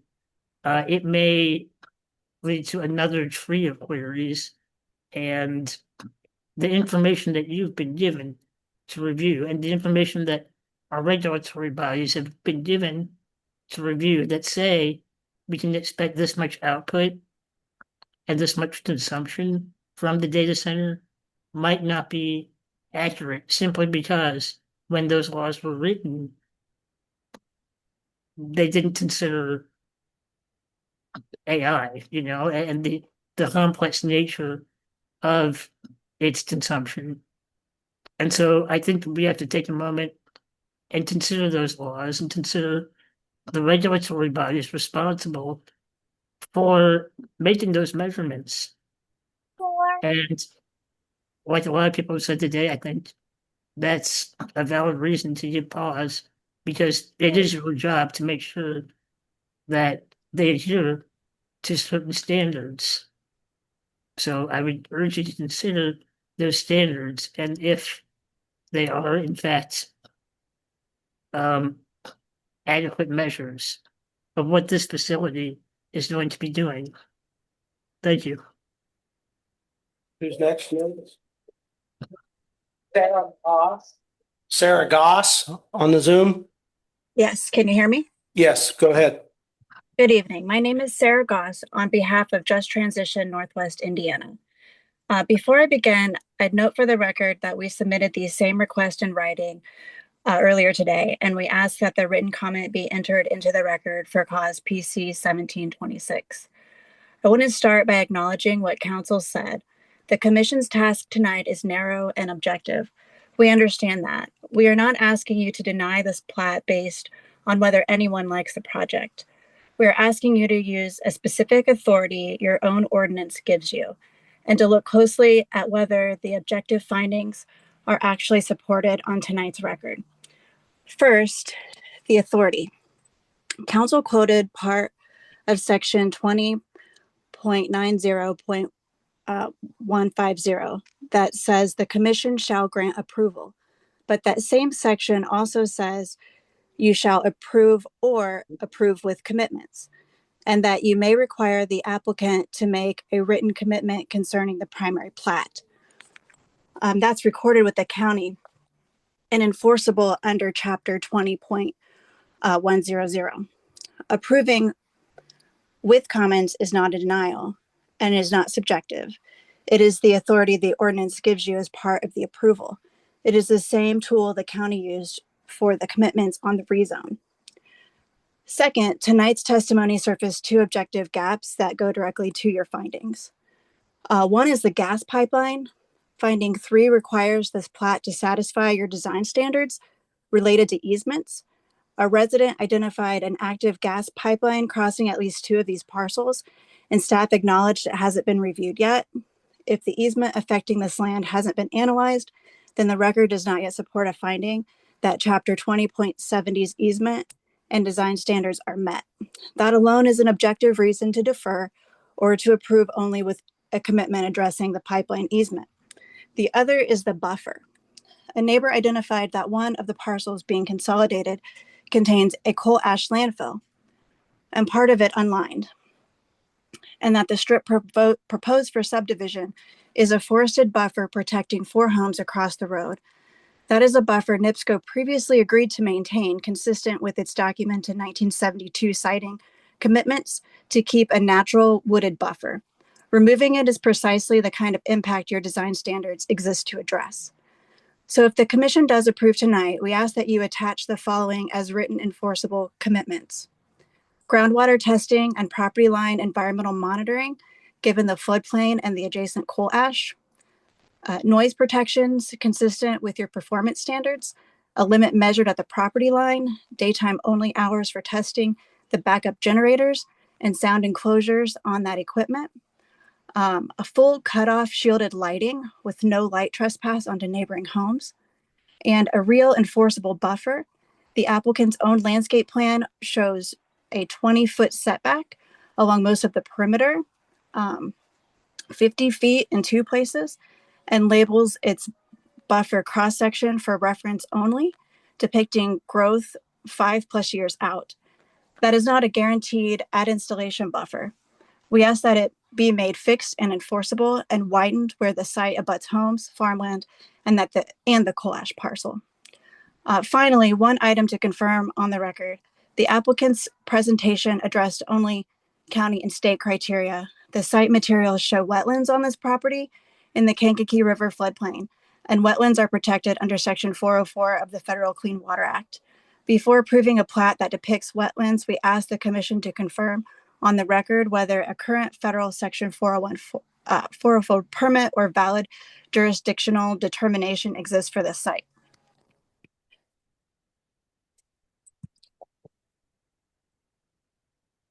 Okay, thank you. Thank you. Okay, so that is all the people on the Zoom. So we will close public comment. Applicant, you have 5 minutes to rebut. If you come forward.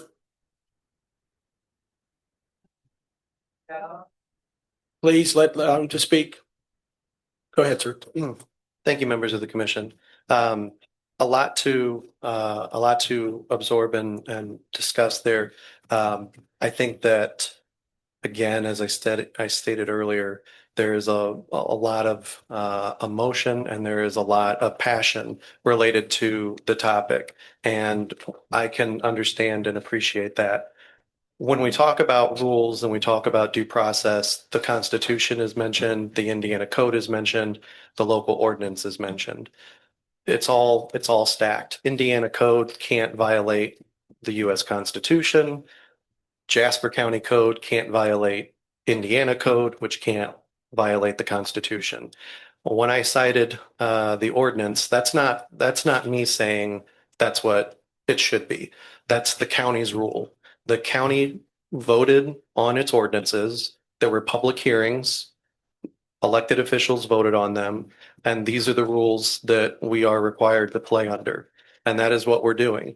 It's somewhat ironic that the comments come out that we're just doing what we wanted. We stand here, Please, he's allowed to speak as all of you were. Please let him speak so we can hear and you can all hear. Go ahead. We stand before you to follow the rules of what a plat subdivision is required, that the Plan Commission has to vote on it. The same comment as it relates to drainage. The Drainage Board reviewed and approved all of the drainage requirements for the project. We had Butler Fairman up here earlier for the second time now, stating that all items had been addressed to the satisfaction of all codes, county, state, federal. So the questions and the comments regarding why wasn't more done, they're not following the rules. We are following the rules. That's what the process calls for. And it is broken up into steps because, again, that's what the process calls for. No one brings a fully designed plan in front of a body when it doesn't even have the zoning approval. It's a step-by-step process because there's no need to have a building commissioner review a building if the zoning isn't approved. So there is a sequential order that this goes in, which again follows Indiana law and follows Jasper County law. This is not our way of doing it. This is the rules that are in place And this is what due process looks like. We are following the rules that are in place when we apply for the plat. There was a comment about the development has already started construction. So again, to clarify, because rumors get started, there is earth moving going on. There is an earth moving permit that has been issued by the county of Jasper. So any earth moving that's going on out there is being done pursuant to a permit.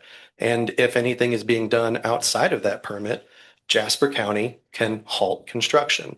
These are the checks and balances that keep getting presented. We talk about permits, approvals, and enforcement. So here we have before you, again, 5 very objective standards that have to be met. If any of the objective standards aren't met, then at that point, there's a reason to vote nay to the plat approval. One other additional item I wanted to bring up, there was a question about gas lines and utility lines. Again, sequential process. That's a private gas line. Amazon can't move the gas line without approval and permission from the company that owns the gas line. And to move a gas line, you have to go through a process of approvals. And when there is a site plan and a building plan, the county building inspector will review plans, as well as the state of Indiana. We have Indiana design review as well. So it's not just Jasper County. The state of Indiana looks at the building design and blueprints, and the building and the project have to meet all Indiana code and all Jasper County code requirements for a building. So again, that is for a different body, for a different time, for a different approval. That is not before the Plan Commission today. One other item to consider. 1 minute, sir. Thanks. One last item to consider is, as we discussed, we're taking 3 parcels and combining them into 1 parcel, which is basically what one of the petitioners earlier today asked for. They had 2 barns and they wanted to make 1 barn. Same process, same concept. It met the process. They're not the same thing, but the process is the same, and the process is consistent because that's the law. There's nothing that stops Amazon from building 3 smaller data centers on each one of these building sites. So comments about we need to stop them from building and approving the plat will then prevent them from building an additional data center building. That's incorrect. Each of those parcels is zoned industrial. That vote has already happened. That's already done. So that doesn't stop the project's ability to build. Sir, that's time. Thank you. Thank you. Okay. So that brings it back to the Plan Commission here for discussion, questions. You can ask questions of anyone in the audience. Yeah, go ahead, Lana, state your question. Just like in the past, when we've approved to do splitting of different zones, we've asked about the land, the property, the intentions. Can I find out, there was a comment made about coal ash filling currently being on one of these parcels. Is this true? What is it? Is this something that needs to be cleaned up? Just out of curiosity. You're asking the applicant? Or? Yeah, if he knows, is that on that property? One of those parcels? Not very long.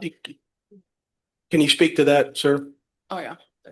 Yeah, state who you are asking the question to. That'll help out a little bit. So I'm asking. This guy. Yeah. Yes, when there was a mention regarding coal ash being a filler on the property, just like in other situations, when we've had applicants come to us and they say, hey, we got this 10 acres. I want to split off 2 acres because I want my kid to build a house. We've looked at the overhead. We're like, but you got a bunch of junk here. What's going on here? What's the intention? So I'm wondering the same thing. Is this true? There's a bunch of cleanup on these parcels. It has a bunch of coal ash on it. What I can say is that obviously what is visible from aerial imaging is visible, and I don't have that in front of me at this moment. What I do know is the area that's being described, I believe, is outside of the fill limit. So that's outside of the area that we're talking about and where a permit would be pulled for. And then that area would be addressed again during a site plan building permit review because it is outside of the 5 items. I'm sorry. So it's outside of these 3 parcels that you're looking to combine? It's outside of the fill permit, and I believe that's outside of the 3 parcels. Yes. Thank you. Okay. Okay. Anything else, Lena? No, that was finally. Did you have something, Todd? Oh, Jake, go ahead. I guess I have a question here. I'm just looking at parcel 3, which is the small parcel on the southwest corner. On the Jasper County GIS site, that's still listed as a 160 acre parcel. So does that need a split first off the parent parcel to do the plat? I believe the plat will do that. Okay. Okay. And then I have my other question was maybe for BF&S. Jake's still here, but I'm looking at this plat map, but some of the landscaping standards and things are hard to see on here, Jake. So, but one of the things in the industrial park subdivision standards is 35-foot minimum perimeter landscaping. And I see some comments around 20-foot landscape setback. So can you, and also some comments, trees, number of trees per acre on an industrial site. So can you walk through that and just kind of, I mean, are they meeting those standards? Right, so the lines that you see on the plat are going to be setbacks for buildings or landscapes, things that set back improvements from a given right of way or the property line. The landscaping design, the berming, the number of trees per acre, just the general layout of all that screening and berming will be part of that site plan process. So not part of the plat and not typically shown on a plat. You'll see the setbacks, you'll see the proposed easements, right-of-way lines, things of that nature, but not the details of the actual design, that would become part of a review in the future. So that's part of the final plat. That's part of the site plan specific to the full ILP that would be issued for the site as it stands. Okay, so that review will come before Marion. That's correct. Okay. All right. Thank you. You're welcome. Anyone else have a question on the plan commission Just or discussion? Yeah, go ahead. all 3 parcels are already zoned I2. If we don't create an industrial subdivision, that doesn't stop the process of still what is the benefit and the disadvantage of creating an industrial subdivision being it's already zoned I2? I'm going with getting rid of, like the middle property line and the side property line for setback purposes. It doesn't stop them from utilizing the 3 parcels. It would just be different.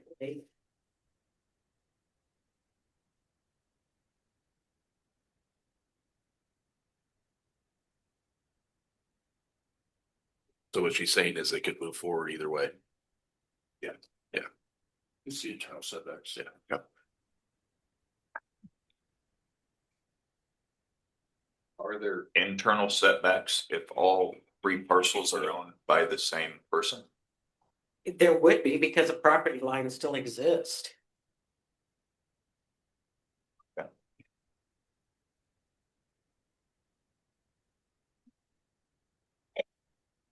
Vince, this has been to the drainage board. Yeah. Okay.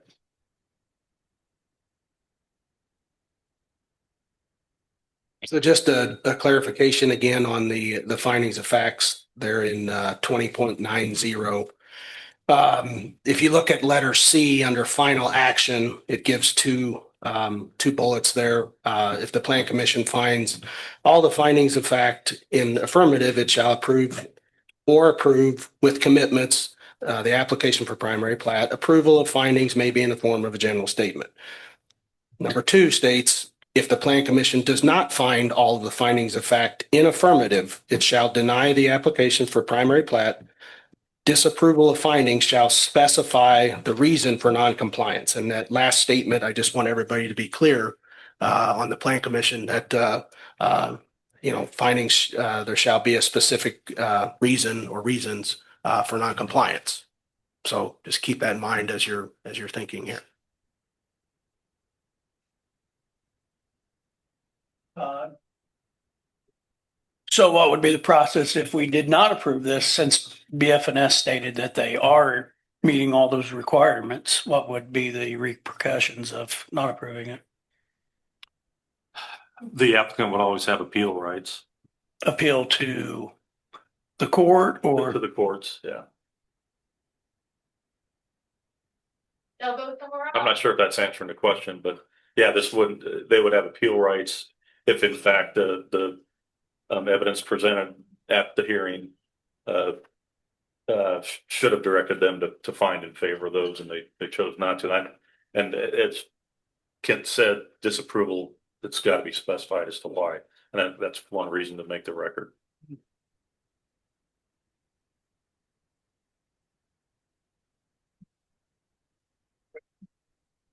Very good discussion and questions. Keep them coming.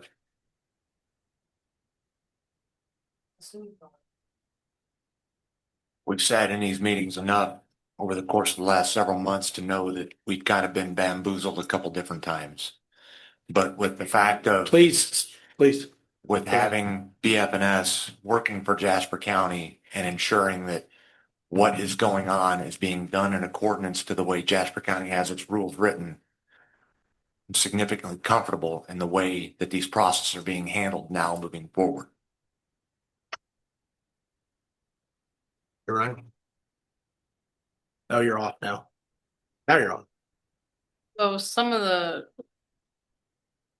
causes that we have on the table, if we don't pass them, is this still then get forwarded on to the next? This does not go to the commissioners in any way. Okay, that's what I wanted to know.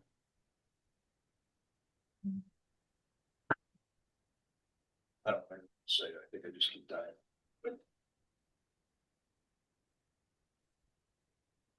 What else?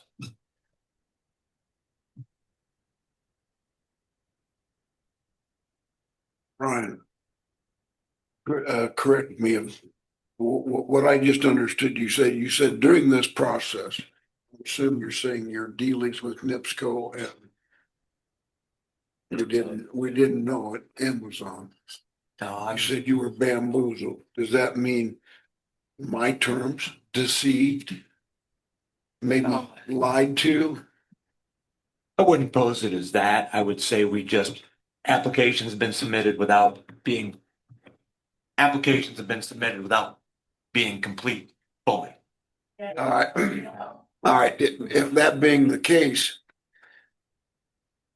I call it being lied to, deceived. Can't that alone be criteria for this agreement is null and void?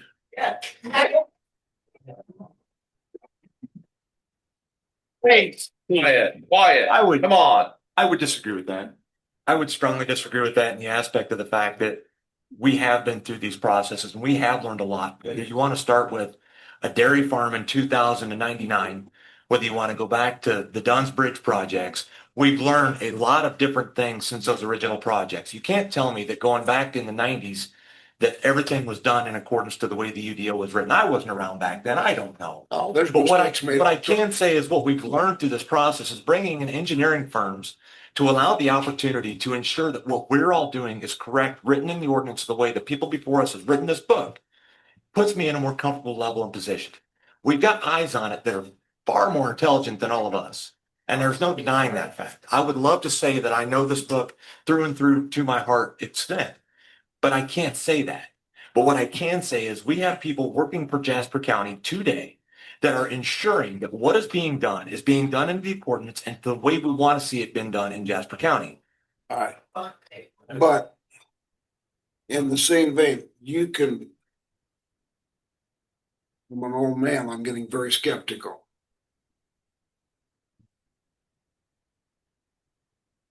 You can read and hear on social media, newspapers, TV, you get conflicting reports. What do you believe? And then when it comes to data centers, I'm qualifying this, the only thing that I've seen The only people for it are the people getting a buck out of it. The majority of the country, and especially in the regions where they're being proposed, are against them, but they're getting pushed through. And I just can't buy it. I may be wrong, but if this goes through, if this goes through and we get a data center, I pray to God I'm wrong. Because my kids, your kids, my grandkids, your grandkids, my great grandkids, they're gonna be the ones suffering. I'm gonna be dead. If you go down that rabbit hole, everything in the past should have probably killed all of us at one time. I mean, a report one day says you eat 3 eggs a day, the cholesterol is going to kill you. But if you drink 2 glasses of wine, you can go down and have these conversations. Please. You can have these conversations all day. But there's always going to be a fear factor and an understanding and an unknown. 200 years ago, 150 years ago, people opposed the automobile, right? I think there's you got to look at it from that perspective as well. Yeah. Please, please. I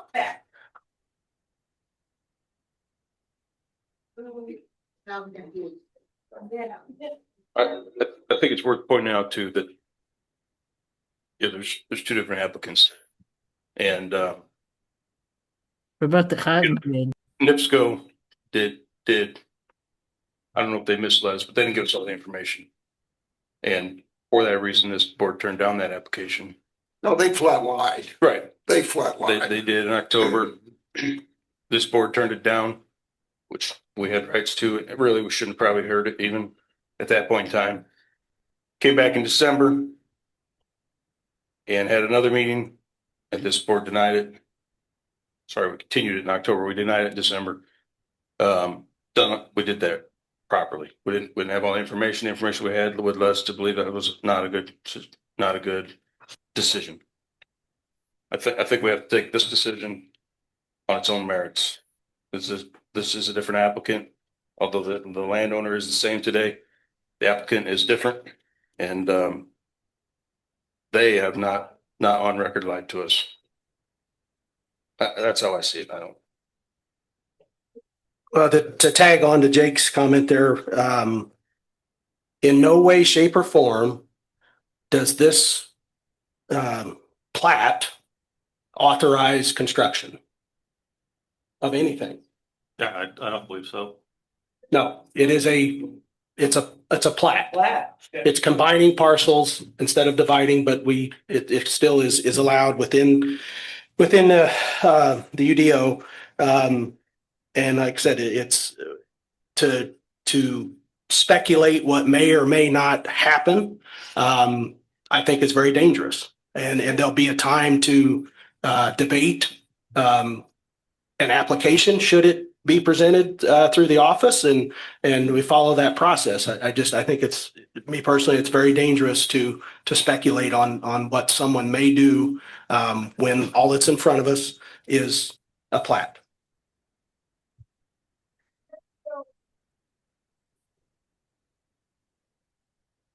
That not happening the next step.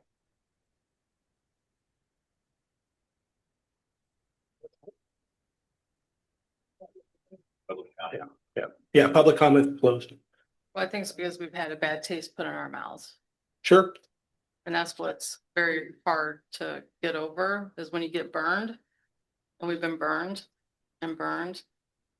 When you lose that trust, it's very hard to regain it.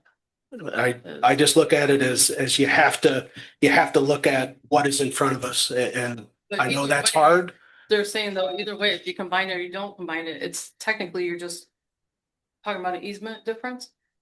That's it. That's really what's Property mattering. lines. But it's just a property line setback. That's at the end of it all, that is the only difference. So if everybody approves or denies, it's just changing some numbers on a property line. That's, I mean, Is that what it boils down to? Black and white? I mean, that's what I would say that's one of the main reasons to combine. I don't know all the, I don't have a crystal ball for asking me. but it certainly does lessen some setback requirements and things like that. A project to be built a little differently and cohesively than it would be otherwise if those property lines were still. If there was a project going to be built. I mean, I think they. Because like you said, now you're assuming that we're gonna be building a project, right? Because we're just looking at 3 plots. And all you're asking is if we combine them into one or we leave them into 3, right? They want to combine them. This is just my understanding. And this combination and their plat as presented to be approved as a primary plat, and it's something we're not used to because we're typically dividing a larger tract into smaller tracts rather than vice versa. But it still has to meet because they're combining the requirements in respect to an industrial subdivision. It's already in zoned industrial. So that hurdle's already been, crossed. It's just, do they meet the requirements of the code as far as subdivision type, subdivision standards, for an industrial subdivision? And our engineer said it does. I agree. Whoa. Think they're getting tired too. I agree with what you're saying. As far as what is presented tonight, they've touched their bases and all that, and it should be passed. And our statute says we shall approve. So that basically means I must vote yes, but it doesn't say I can abstain. So I will abstain from voting.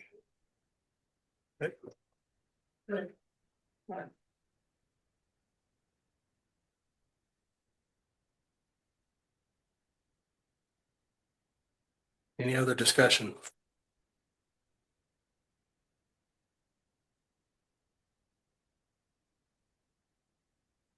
I admit I wasn't on the board in October, so I don't have the same knowledge and back knowledge that you guys have. But what I know in my life, I've worked with, take lawyers out of it. I've worked with engineers my whole life. A PE, a professional engineer, doesn't put a stamp of approval on anything if it's not legit. He could lose his stamp. That's his livelihood. If BF&S tells me that they meet all the requirements, I don't think we have any other choice. And it sounds like if we do vote against it, then there's a lawsuit coming, right? I mean, that's what it sounds like, right? Potentially. And it's been a long night. It's been a long night. I mean, but look into all those. But here's the thing, like the agreements have already been signed, right? Like the commissioner's already assigned the agreement. The council's already assigned the agreement. The project's going through, folks. Whether we like it or not, the weight's on our shoulders. It's been the whole dang time, right? Like you guys have seen, listen, you guys have seen what we've went through. You were at the fairgrounds, right? You saw what we tried to do and we did our due diligence and things got, reversed in the next meeting, right? So all these steps that we've taken, the agreement's already signed. It doesn't matter which way we vote tonight, the thing's going in. I mean, I don't know if you people are realizing that or not. I mean, do I personally agree with what's going on? Of code. Heck no.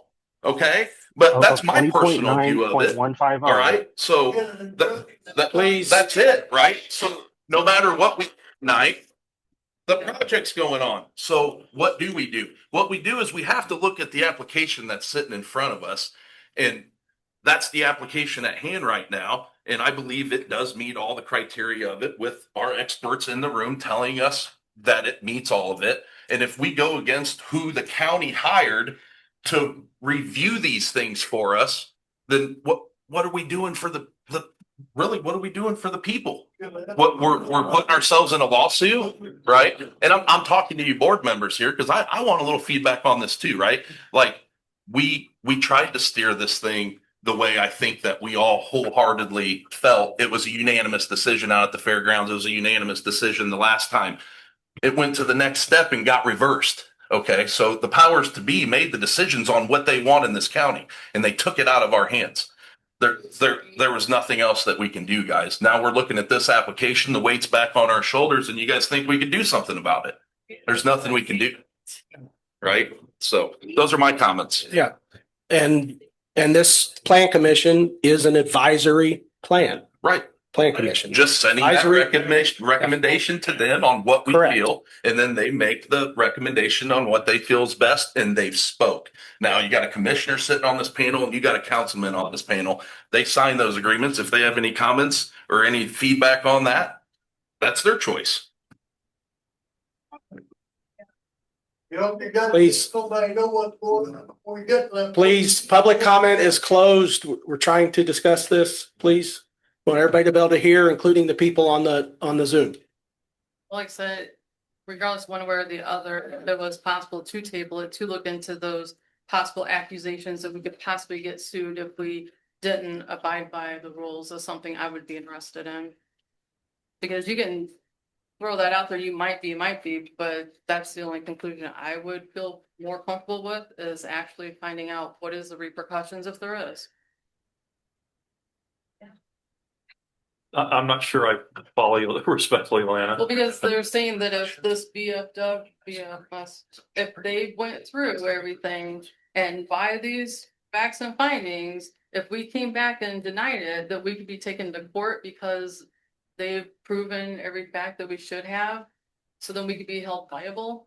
That's what I would want. Courts review decisions of lower boards or other courts, whatever the case may be, to see if they've applied the facts correctly to the law and vice versa, the law to the facts. A lawyer litigating certain types of cases will hire an engineer or a doctor or a physicist to act as the expert, because we're only lawyers. Judges are only judges. Those are the folks we rely on to provide the expert advice. And that's what the county has done in this case. I mean, I don't have a vote, obviously. I'm thankful I don't in cases like this. But that's advice I rely on, and as Mr. Johns indicates, an engineer to stamp something plus 30. So then, like I said, if I go against that, then I'm gonna be held. The board has to still make the findings in the affirmative to approve, in this case, a primary plat. We have the jurisdiction and authority, or I should say we, this board, this commission has the jurisdiction and authority to approve this final plat. It doesn't go to the commissioners or anybody else. It's not a final plat, primary. Or, I'm sorry, primary. I'm Primary sorry. Thank you, Ken. Yeah. Approve this primary plat. As I stated earlier in bullet point C for final action, Roman numeral 2.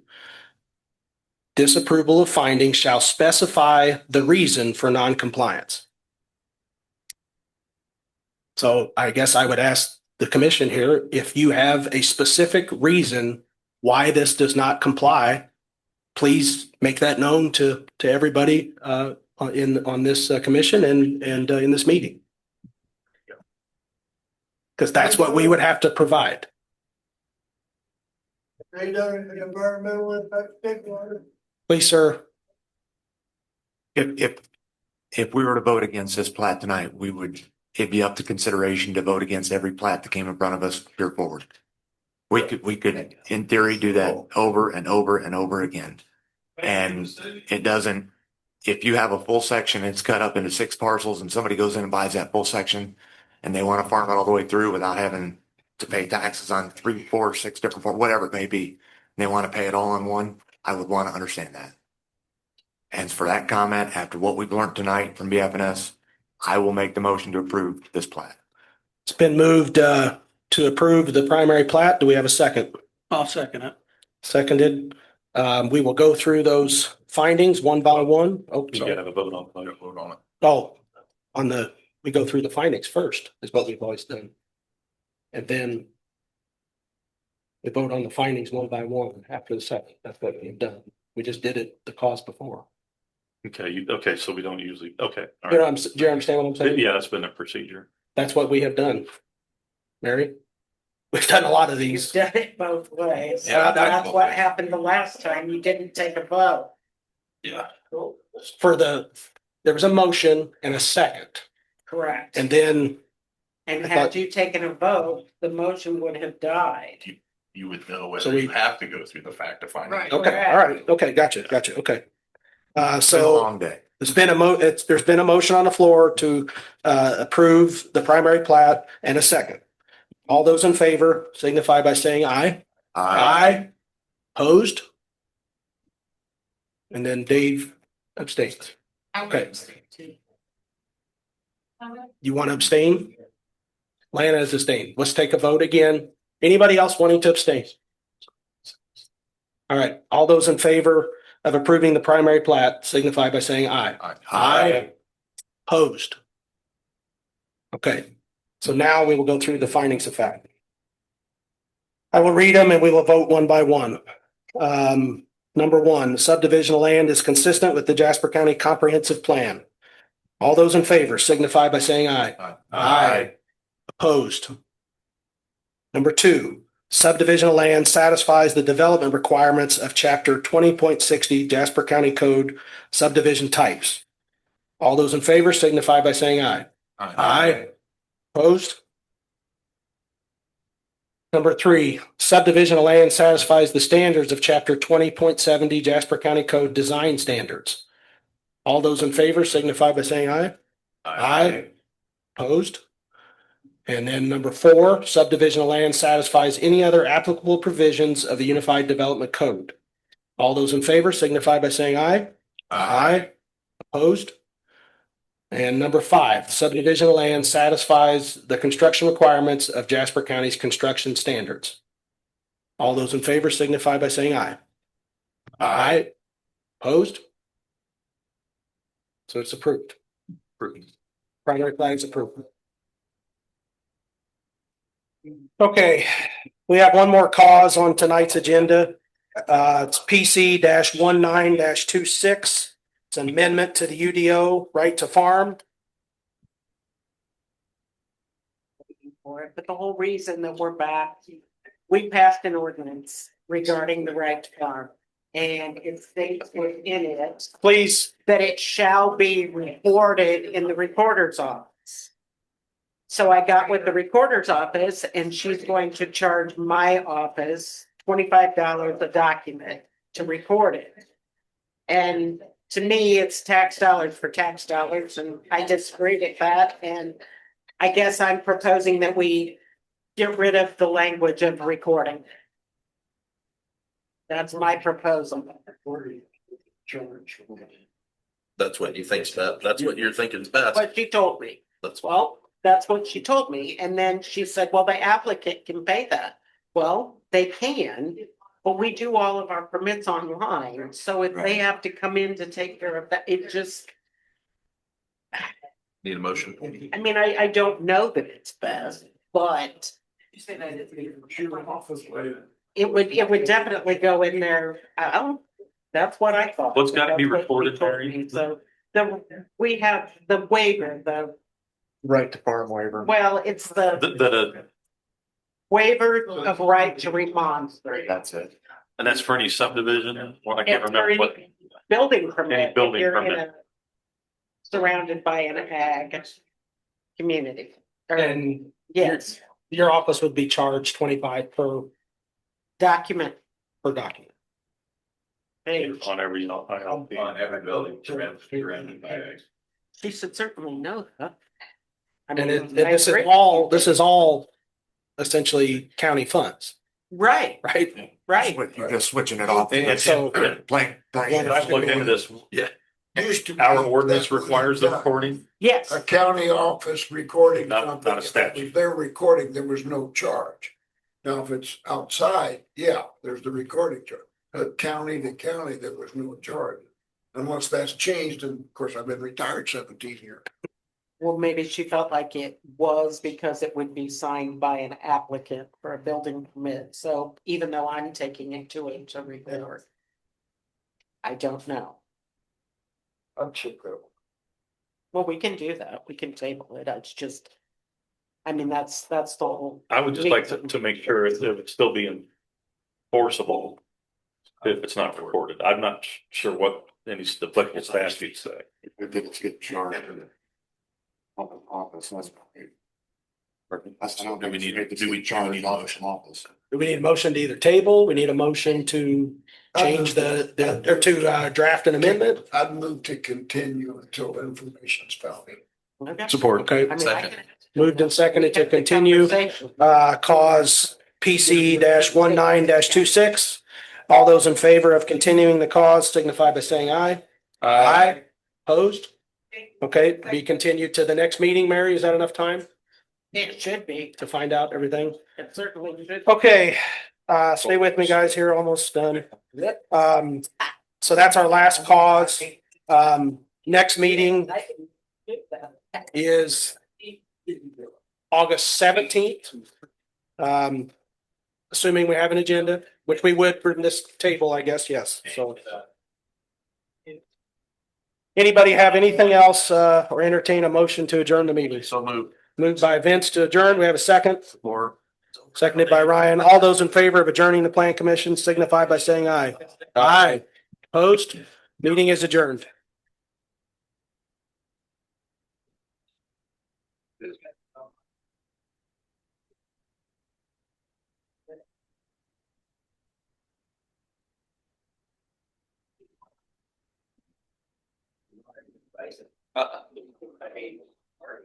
Just saying, that's what it does. That's what you guys were doing. About that money.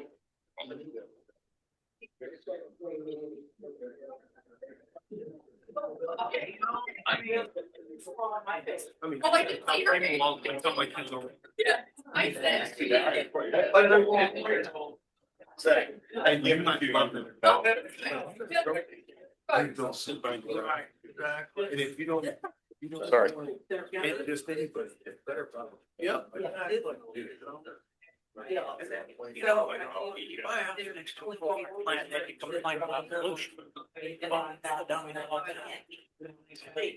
I'm not. So you're gonna pick the route. I'll take the rent. Okay, you take the route. I appreciate this. I should be eating sugar, But Caitlin. oh, she's doing well, yeah.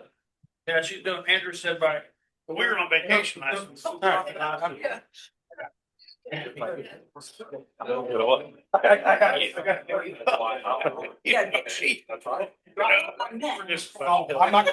I'll get to the more into her. She blows everything. It ain't on my. I think last Saturday.